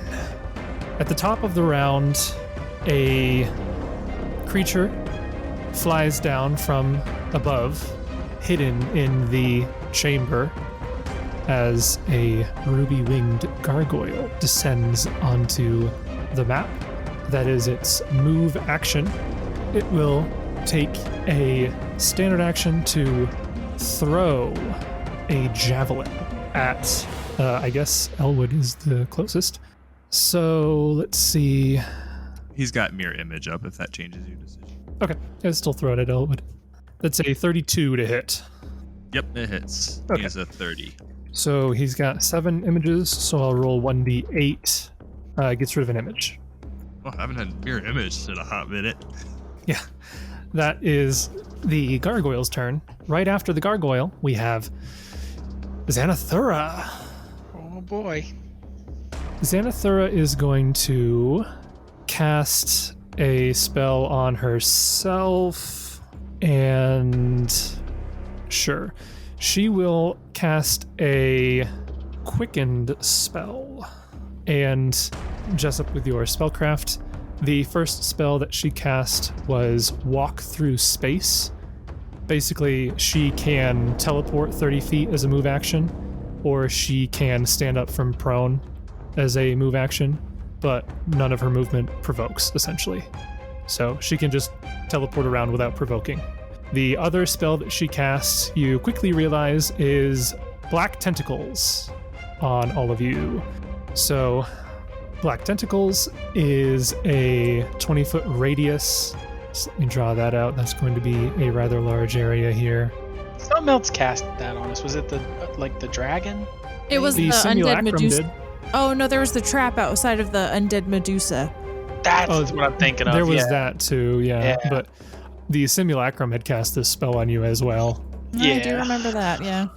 So a 20-foot radius is that big. And I can move that. What terrible over. placement on her part. Awful Yeah, place. that's not where I put That's it. really, Awful that's placement. weird. That's really I weird. gotta move it over She must be here. cross-eyed or something. That H32 ain't going nowhere. All right.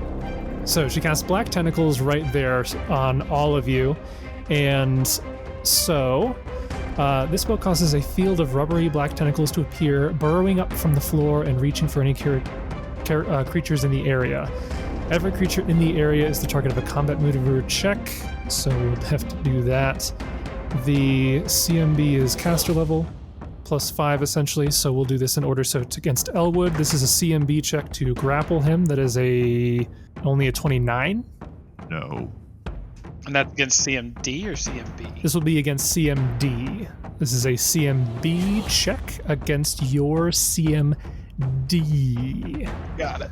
So what it did one roll against all of us? No, it's separate rolls. We dealt with that before. No, it says roll only once for the entire spell each round and apply it to all creatures. So what did I say Okay. it was? I rolled 29. maybe we did it 16. the opposite way then. Not a 16. It was a 29. 29. 29. So 29 against all of your CMDs. I'm fine. Nope. Jessup's 32. 33. 33 for Elwood. Okay. So for this round, none of you are grappled, but you do know that remaining in this area, you will continue to be the subject of the black tentacles. And that is her turn. Brings us to Jessup. Now, is this difficult terrain or anything with the tentacles, or if we pass it, we're unaffected? The entire area of the effect is considered difficult terrain while the tentacles last. Okay. So I think if I cast haste, which I'll do first, I should be able to move to get out with 60 movement. Yeah, that would be enough. So essentially each square in the area would be 10 feet. So if you went to like straight to the left, it would be 10, 20, 30, 40, and then from 40, there you'd have... 45, 50. Yeah, okay. Yeah. So Jessup will just cast that, and then he'll get out and start moving up this way. So he'll cast Haste on all of us. Start Inspired Courage as a swift action, and then run like heck. All right, that will be Jessup's turn.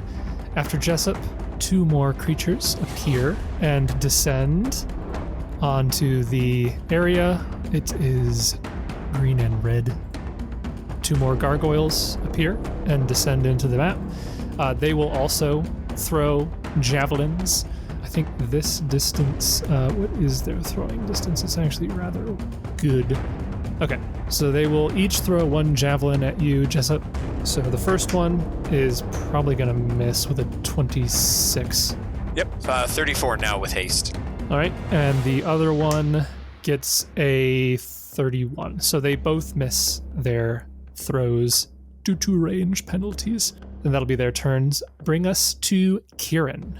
Okay, Kieran is going to cast his spell Form of the Dragon 2. Do it! I become All right. a large blue dragon. All right, so a large blue dragon. Yep.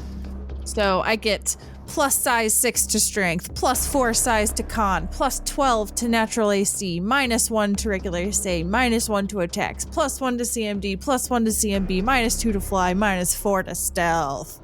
Wow, that's a lot of things that happened just there. Yeah, it does. But the big one is my strength is now 30, and I gained 34 HP, which could All right. be bad if I die. So I have that token there. You should be able to control it and modify it as you need to. Okay. Because you're flying, are you not affected by the tentacles? By difficult terrain, no, yeah, she's fine. Because she wasn't grappled. Or he wasn't grappled. Is that true? If you're flying, you don't need to. If you're flying, then you're not walking on the difficult terrain. Yeah, I would still be affected by the grappling because Yes. the tentacles go up really high, but I saved. So, all right, so I was here, so I still have my big fly speed. So I'm going to go. I think as a large dragon, I don't have reach. I'm not sure. Maybe I do. I'll I'm find not a it. large dragon. I'll have to see. All right. And that'll be my turn. Cast a spell and you move up there. All right. Brings us to Oran and his army. His army, where are they? Are they down there? Yeah, I'm going to move them into essentially the position that they would be at the start of this. So would be this like guy the is like top. just Yeah. starting to come up. And then this guy's behind him. This guy's behind him. Perfect. Yep. I like He's that. behind him. They're just going to filter in as they go. Yep. So It's like a little gun full of earth elementals that'll just fire into the room. It's like, bang! Bang! Earth elemental! Bang! Earth elemental! So, it's Q to, like, measure distance, right? Or am I wrong? No, you're right. I don't know why it's... Oh, there we go. I'm just... yeah, I can get him there, right? No, because I have to enter... you'll be entering the difficult terrain and then, yeah, so. Just push Gideon aside. Just push him down. We'll just put him there and him there. Okay. I can move all of them at once. So Perfect. All right. And then Oran will. Are they affected by the difficult terrain if they are in the air? the earth elementals or your allies? No. Oran. Like if Oran's in the air. Okay. No, if you're in the air, then you can just fly over the difficult terrain. Yeah. So he had cast Airwalker. I had him like hovering. Okay. For the combat. So yeah. So he'll just. What's the distance to get here? Oh yeah, he's got plenty. He'll move up there, and then he's gonna cast a spell on himself. All right. Divine Power. Divine power indeed. A little bit of another buff. Some rounds per level buffs going off now. All right. Yeah. And then that'll be his turn.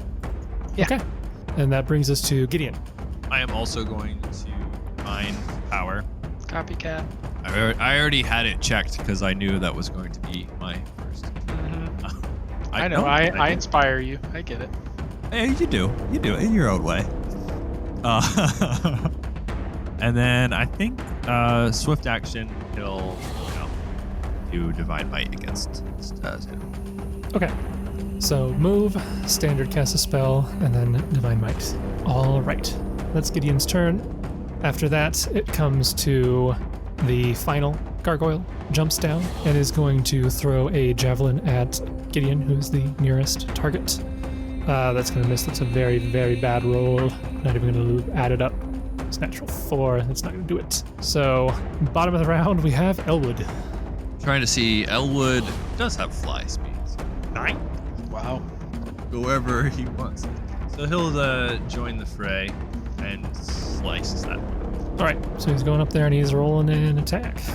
And this needs to be, it's going to roll them all because I can't do it separate. And it's one higher because he is hasted. Okay, so we're taking the first one and adding one to it. And he'll power attack, why not? Okay. Okay, so that's a natural 20 or a 39 with a 31 to confirm. That will hit and confirm. It does 47 points of damage. All right. Not all of that goes through, but the majority of it does. He takes a big chunk out of the orange ruby-winged gargoyle. That is his turn. Brings us to the orange ruby-winged gargoyle, who is going to retaliate with a full attack. It's going to make 2 claw attacks, a gore attack, and a sting attack against Elwood. So, first attack is a 36. Good. Second is a way higher. The gore is a natural 1, misses. And I assume a 25, is a 25 within 5 of his AC for the damages? I believe it is just, his AC is 30. Okay, so it is an image at least. Haste doesn't give you an AC, does it? It gives you +1. So then it is not. Okay. It is not within 5? Correct, because it goes to 31. Yeah, but... Oh, okay, I got you, because it was 25. Okay, gotcha. Okay. And then the sting is 28, which will give an image but will not hit. So we have 2 potential hits and an image. So I'll roll the others first. So there's 6 images now. So we get rid of 1 image, and then the last one defaults to an image. So 3 images go away, but none of the hits actually go through. So that is the ruby-winged gargoyle's turn. Now we're going to bring it to Xanathura. Xanathura is going to use her walk through space to teleport 30 feet over yonder, and then she is going to cast a spell, and this is going to be the worst, most awful turn ever. It's going to be so bad. Okay, so she casts this spell, and you see 4 stones rise up out of the ground, about 2 meters in diameter, and they burst into flame and start flying in your direction. One of them goes at each of the 4 of you. So this is going to be a ranged touch attack against each of you. Natural 16, natural 17, natural 11, natural 12. And then, so this uses her, this is just her attack bonus. So 12 plus her dex, which is crazy. Are any of your touch ACs less than 25? Yeah. Yes. I'm sorry. Are any of your touch ACs higher than 25? No. No. Okay, so I'm not going to do the rest of the calculation. I mean, yes. Still yes. So one of these rocks hits each of you. You could almost call them meteors. These little, like a minor swarm of meteors almost. No. As she casts Meteor Swarm. One of these hits each of you, dealing... Do you have to roll an image for me in Elwood? Because it's I'm not hitting Elwood. I'm hitting Gideon. And Oran. Oh, okay. Oran has images? Yeah. I don't think he does. The earth elementals look just like him. They will in a minute. So I will roll an image for Kieran. How many images do you have? D8. Okay, so it's a D8. Okay. 1, Oh, so it hits you. Of course it does. All right. Why wouldn't so it? the 4 of you take 11 points of bludgeoning damage, which will be reduced by your stone skin. So 1 point of damage. Oh, I'm sorry, no, 1 she's- point of damage? Yeah. And, Just wait. That's not the... No, wait. Okay, but that was if you had rolled too low and we completely negated that, that'd have been amazing. it wouldn't have changed the next thing that's going to happen. No. You still get the save? Yeah, because they are going to do this whether they hit you or not. It's just you wouldn't have taken the direct bludgeoning damage. So as soon as these hit, each one of them explodes into a burst of fire. And this is a 40-foot radius burst from each of them. So I'm just going to do a quick measuring tool rather than anything else. So Jessup is only going to have to bother with his 1. The other ones over here, you guys are going to have to save against 3 of them. So Okay. Jessup, I need a single reflex save. 32. Oh boy, it's a reflex save. Oran, Kieran, and Gideon, I need 3. And Elwood, actually, I need the 4 of you to give me 3 separate reflex saves. Who wants to go first? Well, actually, let me double check that and make sure it's not pulled into one. Reaches an explosion, 40-foot radius spread. Each creature in the area. If a creature is within more than 1, it must save separately for each. Yep. So 3 for each of you. Uh-oh. Uh-oh. Uh-oh. Yeah, that's about right. All right, Yep. read your numbers. 16, 23, 19. Gideon got 26, 35, 32. Elwood got 21, 15. 18. We didn't hear the 15, last 18, yeah. one. All right, Kieran gets 17, 15. Oh, Natural one. Oh my gosh. Oh. Wow! Natural So- 4, natural 2, natural 1. My Yeah. goodness. I wasn't meant to live during this Oh, fight. wow. Let's get this heal mass ready. And then Jessup's was 32. So, Jessup, you passed the save, and I believe you have evasion. I do! All right, so Jessup is fine. Ah, guys, her spells are worthless! If only you had As we evasion. burst into flame. It's for this very reason that I didn't even try for the Ring of Evasion, because I will never pass a reflex save. Cycling back to you, Oran. I need your greater Earth Elemental to roll 2 reflex saves because he's within range of Jessup and you. And then I need the large Earth Elemental just behind him to roll 1 from Jessup's. Yeah, okay. Do the gargoyles have to roll 2, Jason? No. Let's just go ahead and say they fail. I don't know where they're. They have a 3 reflex. A natural 20 always passes. Oh wait, that's on the largers. It's lower for the huge. Is that the greater in front? It's the greater. So the greater's Yeah, a so 3. the greater has to do 2 rolls, and then the one right behind him gets First 1 roll, second roll, Okay. and then the huge elemental is a d20 plus 2. Oh man, these are bad saves. How many? Yeah. 1? Yeah, just 1 for him. Okay. So, as I said, this is the worst round ever because now I have to figure out how this works. Okay. So, we'll start with the, we'll just go bottom up. So, the large or huge Earth Elemental that only had 1 save there, Oran, he takes 26 fire damage. The one that failed both of its saves, so the greater in front, takes 38 fire damage. Is this does their DR Nope. help at all? Or no? This is energy damage, so it goes straight through their DR. And earth elementals don't have fire resistance. How much was the larger So, one? yeah, 26 to the first, 38 to the one in front. Okay. Jessup, you take no damage, as I said.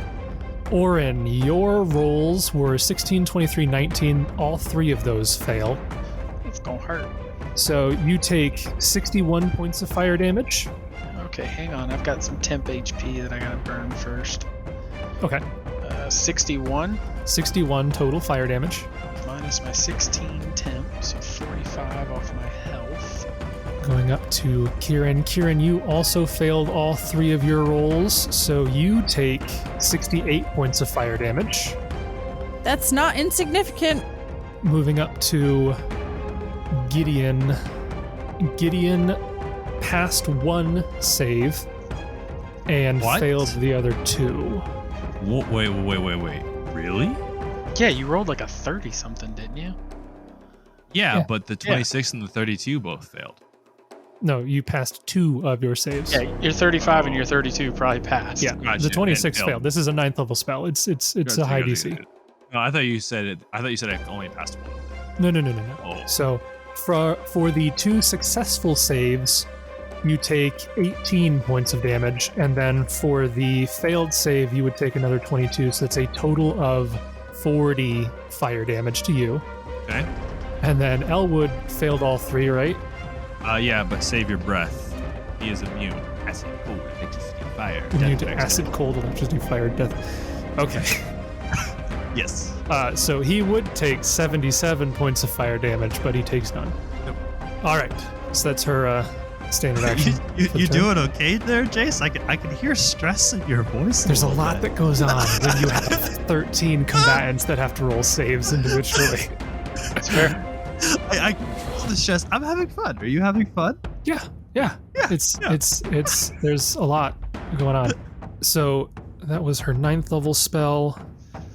She is then going to cast a quickened spell. Oh, that'd be neat. I'm not going to do that.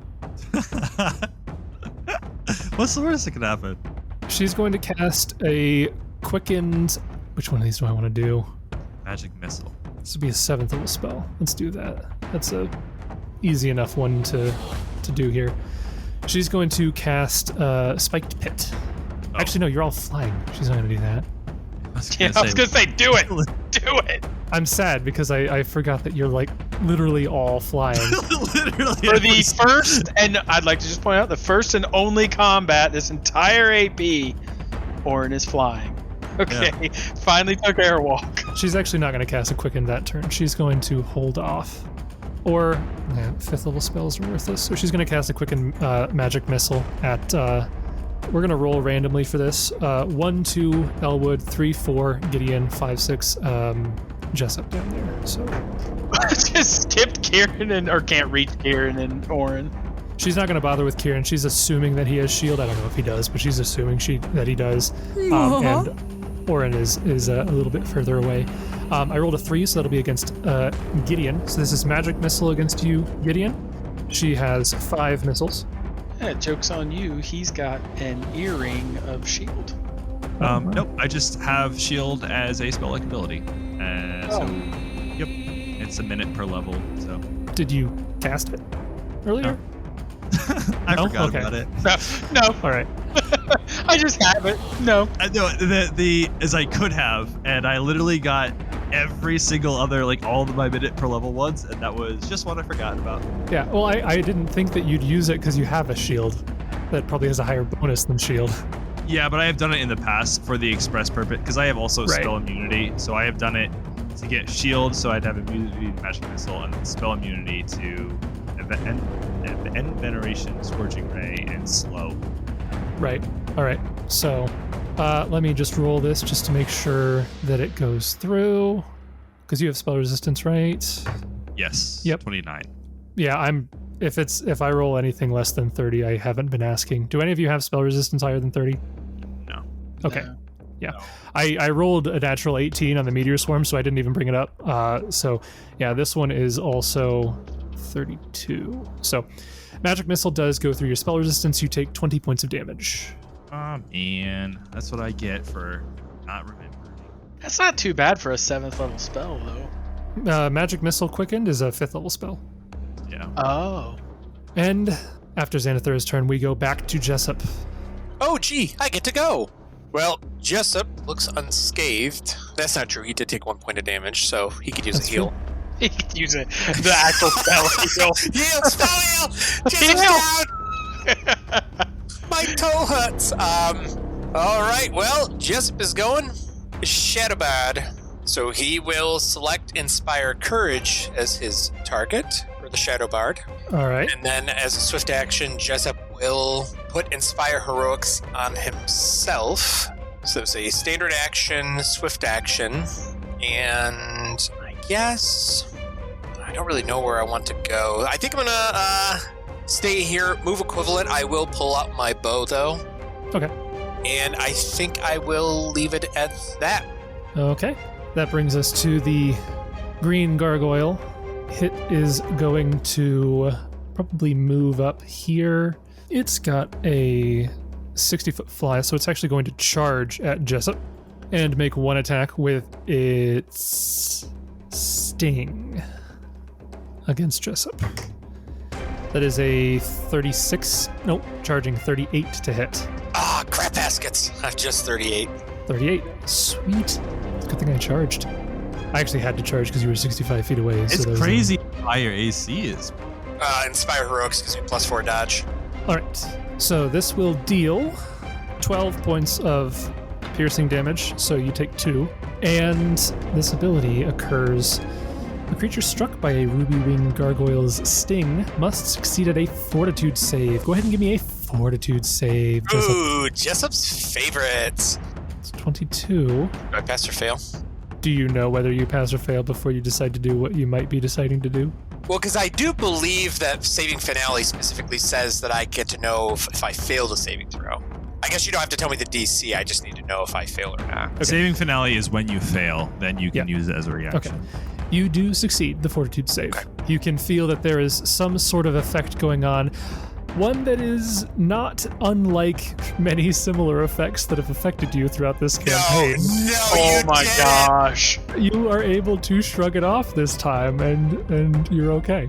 I can feel you're grinning, and I don't like it. I am. I very much am, yeah.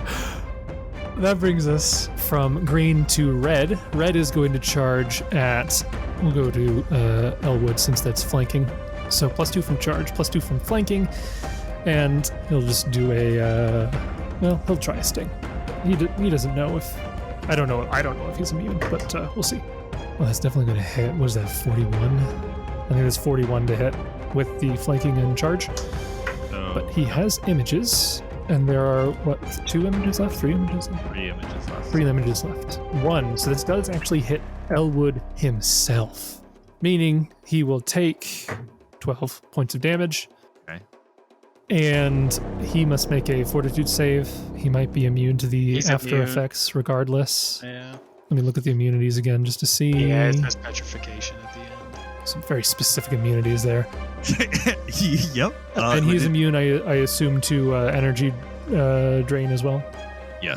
Okay, so it wouldn't matter if he saved or not. So, okay. Brings us to Kieran. Okay, I am going to 5-foot step and full attack on Orange. Okay.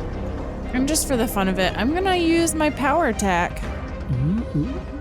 I know you can't hold a glaive in this form, but in my head I was seeing a large dragon with a glaive and I thought it was funny. Haha, that would be funny. All right, so I will do bite, bite, claw, claw, wing, wing, tail. Okay, because you are hasted, so it's bite, bite. Okay, yep. Yeah, yep. Okay. So I believe the bite is the only one at full BAB and then everything else is secondary. Or no, Nope. claws are also Everything's- wings and so- tail are. The bites and the claws are full because you're not using a manufactured weapon, so they're the Right. primary attacks. Wings and tail, I believe, are secondary natural attacks. Though. Okay. 51 on the bite. Yeah, that'll just barely hit. Okay. Natural 1 on Natural the one will the miss, next actually. bite. Okay. Good. 44 on the claws. That'll hit. 46. Yeah, it was be higher. Yeah, But- 46. 50 on the claws. So 1 bite, 2 claws hit so far. And then a 30 on the wings. 30 hits, natural 2 still hits. It's Wow. hilarious. Okay. 33. Yeah. And then the tail slap is a 44. So everything hits except for the second bite. Okay. So that first bite damage is 35. Okay, so not all of it goes through because they do have DR. But, Wow. a 2 big ones chunk. on 2d6. That's sad. Sad times. Okay. Next one is going to have some acid damage. Is that applicable? Do you get that in this form? Yeah, my natural attacks get They get acid damage? oh, it's something. Is I it think that's an electricity? item, isn't it? It may be electricity because of my But your bite doesn't get that? Hold up. I smell fish. Something smells like fish. Yeah, see, I've always had it because my gloves say that natural attacks with the gloves. But maybe it's because my items are gone. So I can take Yeah, it because off. all of your Oops. items go Oh into no, your I just form. accidentally clicked it and got a natural 20. Oh, darn that's it. wasted. Okay, I'll remove it. So anyway, without that, it is 34 points of damage on the claw. Okay. And then 33 points of damage on the claw. Okay. And then 33 points of damage on the wing. Okay. 33 points of damage wow. on the You- wing. It's extremely consistent. 35 on the tail. Okay. You. Is that right? 35, 34, 33, 33, 33, 35. 203 points of damage? I don't know. I DR applies to all these, so it's significantly less than that. Yeah, okay. Because these, they have. It's DR all, so it doesn't matter what you're hitting against, it's going to reduce it. Okay. So all of those are reduced a bit, but that is still a rather significant amount of damage that is dealt to this creature. It is still up, but you have done quite a lot to it. Is that your turn? I am also going to, let's just see here.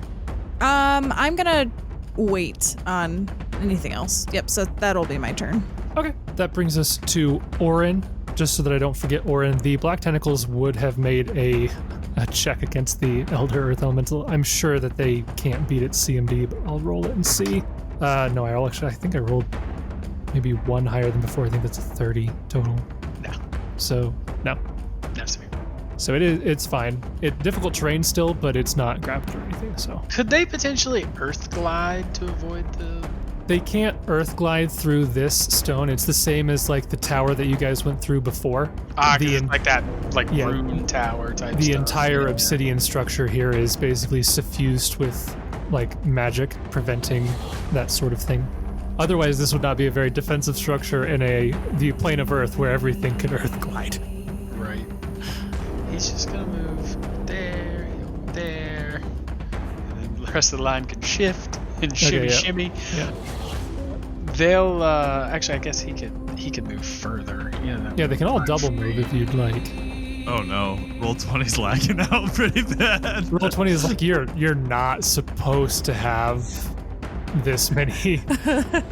Like, what And are then you you can doing? shift the largers up. There we go. All right. Oh no, Oh, 20. Beautiful. I'm gonna start deleting some of my old maps. It's lagging for you guys. It ain't lagging for me. Oh, it's lagging. Oh, it's lagging. They're moving at like a snail's pace. Oh, they're all moved into position for me. That's crazy. Yeah, good for you. Yeah, Yeah, no, it's yeah. Sucks to Whoa. suck, I guess. Oh, I think it might crash. I guess he'll take some slams on green because he has 15-foot reach. Okay. Oh yeah, I think my roll 20 crashed. I've never had this happen. They're still before. going. They're still moving for me. They are. I just see like a bunch of numbers and yellow lines. They're not even moving. Same. They're not just moving. like- They're not moving, and I can't move around the map, and I can't do it. Yep. I think I broke roll 20. I am going to clear out all the creatures I have on these other maps. You can also probably just take the larges out. I mean, they're not going to be super impactful, I don't imagine. I don't know if they're even going to make it into the fight at this rate. It takes a long time for these guys to even get in here. Yeah, so we could take the large. We can take the larges off. Go ahead and just take Okay. those off. We'll keep the huges So- and the greater. If it becomes relevant, we can maybe add them back, but They don't have the attack bonus to hit anything in this fight, I doubt, and they're just HP fodder. is not gonna last. Yeah. So we'll just go with that. Okay. Oran's now a 6-man party. Let's. I'm gonna reboot Roll20. I gotta refresh too. I didn't want to because I have so many things. It was not expecting that, that's for sure. I have never seen it break so bad. Also in the chat, it wants me to leave feedback. Okay, I'll leave you my feedback. Can't handle 14 elementals. Come on, what is this, Garbage. D&D? Right? Yeah, it'd be like, I think you should update your program so that it can handle the Army of Earth Elementals spell. Yeah. This is just like when people mod out Skyrim to make it like Ultra 4K, and they're like, it crashed my computer. Does a 37 hit the green guy? Yes, green, yes. 37 will hit. Go ahead and roll some damage. Why do you always roll natural ones with your elementals? It's really sad. So often, yeah. Don't know. I mean, they're only elementals. 22 points of damage. All right. A little bit of damage that goes through. Not bad. And then I guess Oran is going to quick channel. Is that a standard action for you to do double channel there? It's a move action. Yeah. Which you could use as a swift action if you wanted to. That's what I was asking, because it's non-magical. Does it count? Yeah, because I would do that. It's non-magical, he says. It's not magic. What? It's divine. It's divine. It's not magic. It's different. Come on. Allow it. Furious typing. I hear furious typing. Furious typing. I don't even know what you're talking about. It would have to be an extraordinary ability, but it's not as a supernatural. So, Jason, it's the thing that Jessup did that allows us to use, it's his performance thing he did at the beginning of this, where we can do we use a swift action to do a non-magical thing. Mover standard, yeah. Oh, yeah, no. But supernatural abilities are magical, but not spell-like. He didn't even have to Google it. He just says no. You would need to use an extraordinary ability. Yeah. And then, okay. I mean, I'm still just going to quick channel it for my... I mean, the other thing that you could... I could just use the thing after the fact and then move. But yeah, I mean, you could just use it as a move... As a swift action. As the move action that you gave up, right? Yeah. Did we determine, does she have spell resistance? You're not sure. I don't think you have discovered this fact. I'm going to move. I'm going to use my thing that Jessup gave us to move. Okay. I'm going to try a destruction. All right. That is a save of some kind. 14 save. All right. Let's see what we can get here. Oh, and that channel was for everybody, by the way. I mean, everybody in range, which I don't think is Jessup. The gargoyles? Not the gargoyles, yeah, Cooper. What is that range? 30 feet, I believe. So it wouldn't hit Jessup, but it would have hit both of you. Hooray! If I am not incorrect, I do not believe channels heal outsiders without isn't there a feat like channel? Outer channeler? Oh. No. Alignment channel is a feat that allows you to heal or harm outsiders. So Elwood won't be affected and the earth elementals won't be affected, but the four of you will. Perfect. All right. Okay. And it's 22? 22, yes. Yeah, it was a bad roll. There were 4 ones. I saw that. I didn't comment. Yeah. Move action channel, swift action move using the ability, and then standard action destruction. She rolls a 30 on her fortitude save. Yeah, I mean that'll pass the fortitude save. Does she have spell resistance of any kind? Nope. Oh, okay. Well, she passes, so then it's just 10d6 points of damage. All right. Come on, all 6s. Except she's immune to all damage. 38, not bad. 38, not terrible. All right. And that'll be my turn. Okay. That brings us to Gideon. I get a turn! Woohoo! So he is going to shield bash last because he doesn't want to push an enemy away from him that he would have to move. Yep. But I am 2 weapon fighting, so I'm going to get that, and I am also I think I have everything. But I'm going to have to click it again for the one pack. And 1d6 of this damage is fire. Are they immune to that? The gargoyles are not immune to fire. No, you had so one of the nexuses that you guys had misaligned. If you had not done that, all of the creatures here would have had some immunities to the elements. Gotcha. But since you did that, they don't have that bonus. Okay.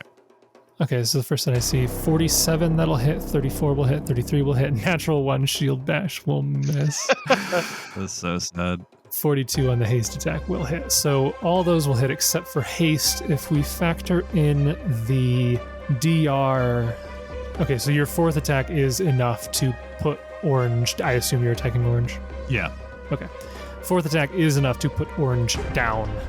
Okay, and then we will swift action, I guess, do some fine touch. All right. Brings us to the blue. Blue is going to fly down. Can't very easily get anywhere without provoking. So he's just going to go straight down to Elwood. Make one attack. That'll hit with a... it's in the 40s. 40, 42, something like that. So rolling for images. 1, so it actually hits again. Wow. Rolling really well on the images there. He takes 13 points of damage, and that's it for that one. And then it is Elwood's turn. Spell-like abilities don't provoke? I forget. I believe they do. They don't require materials.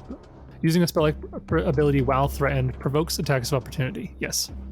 He benefits from Inspire Courage, so these will be 6 higher than as they are listed. Okay. Do not add flanking. These creatures have improved Uncanny Dodge, so they can't be flanked.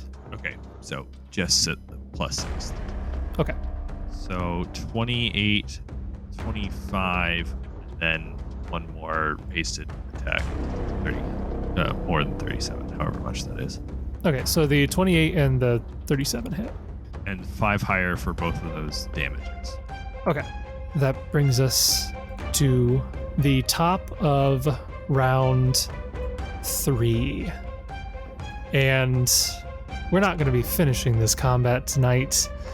So we will end it here, and we will come back next time to pick up this confrontation and see how the battle goes. So, well done, everybody, so far. We'll see you next time.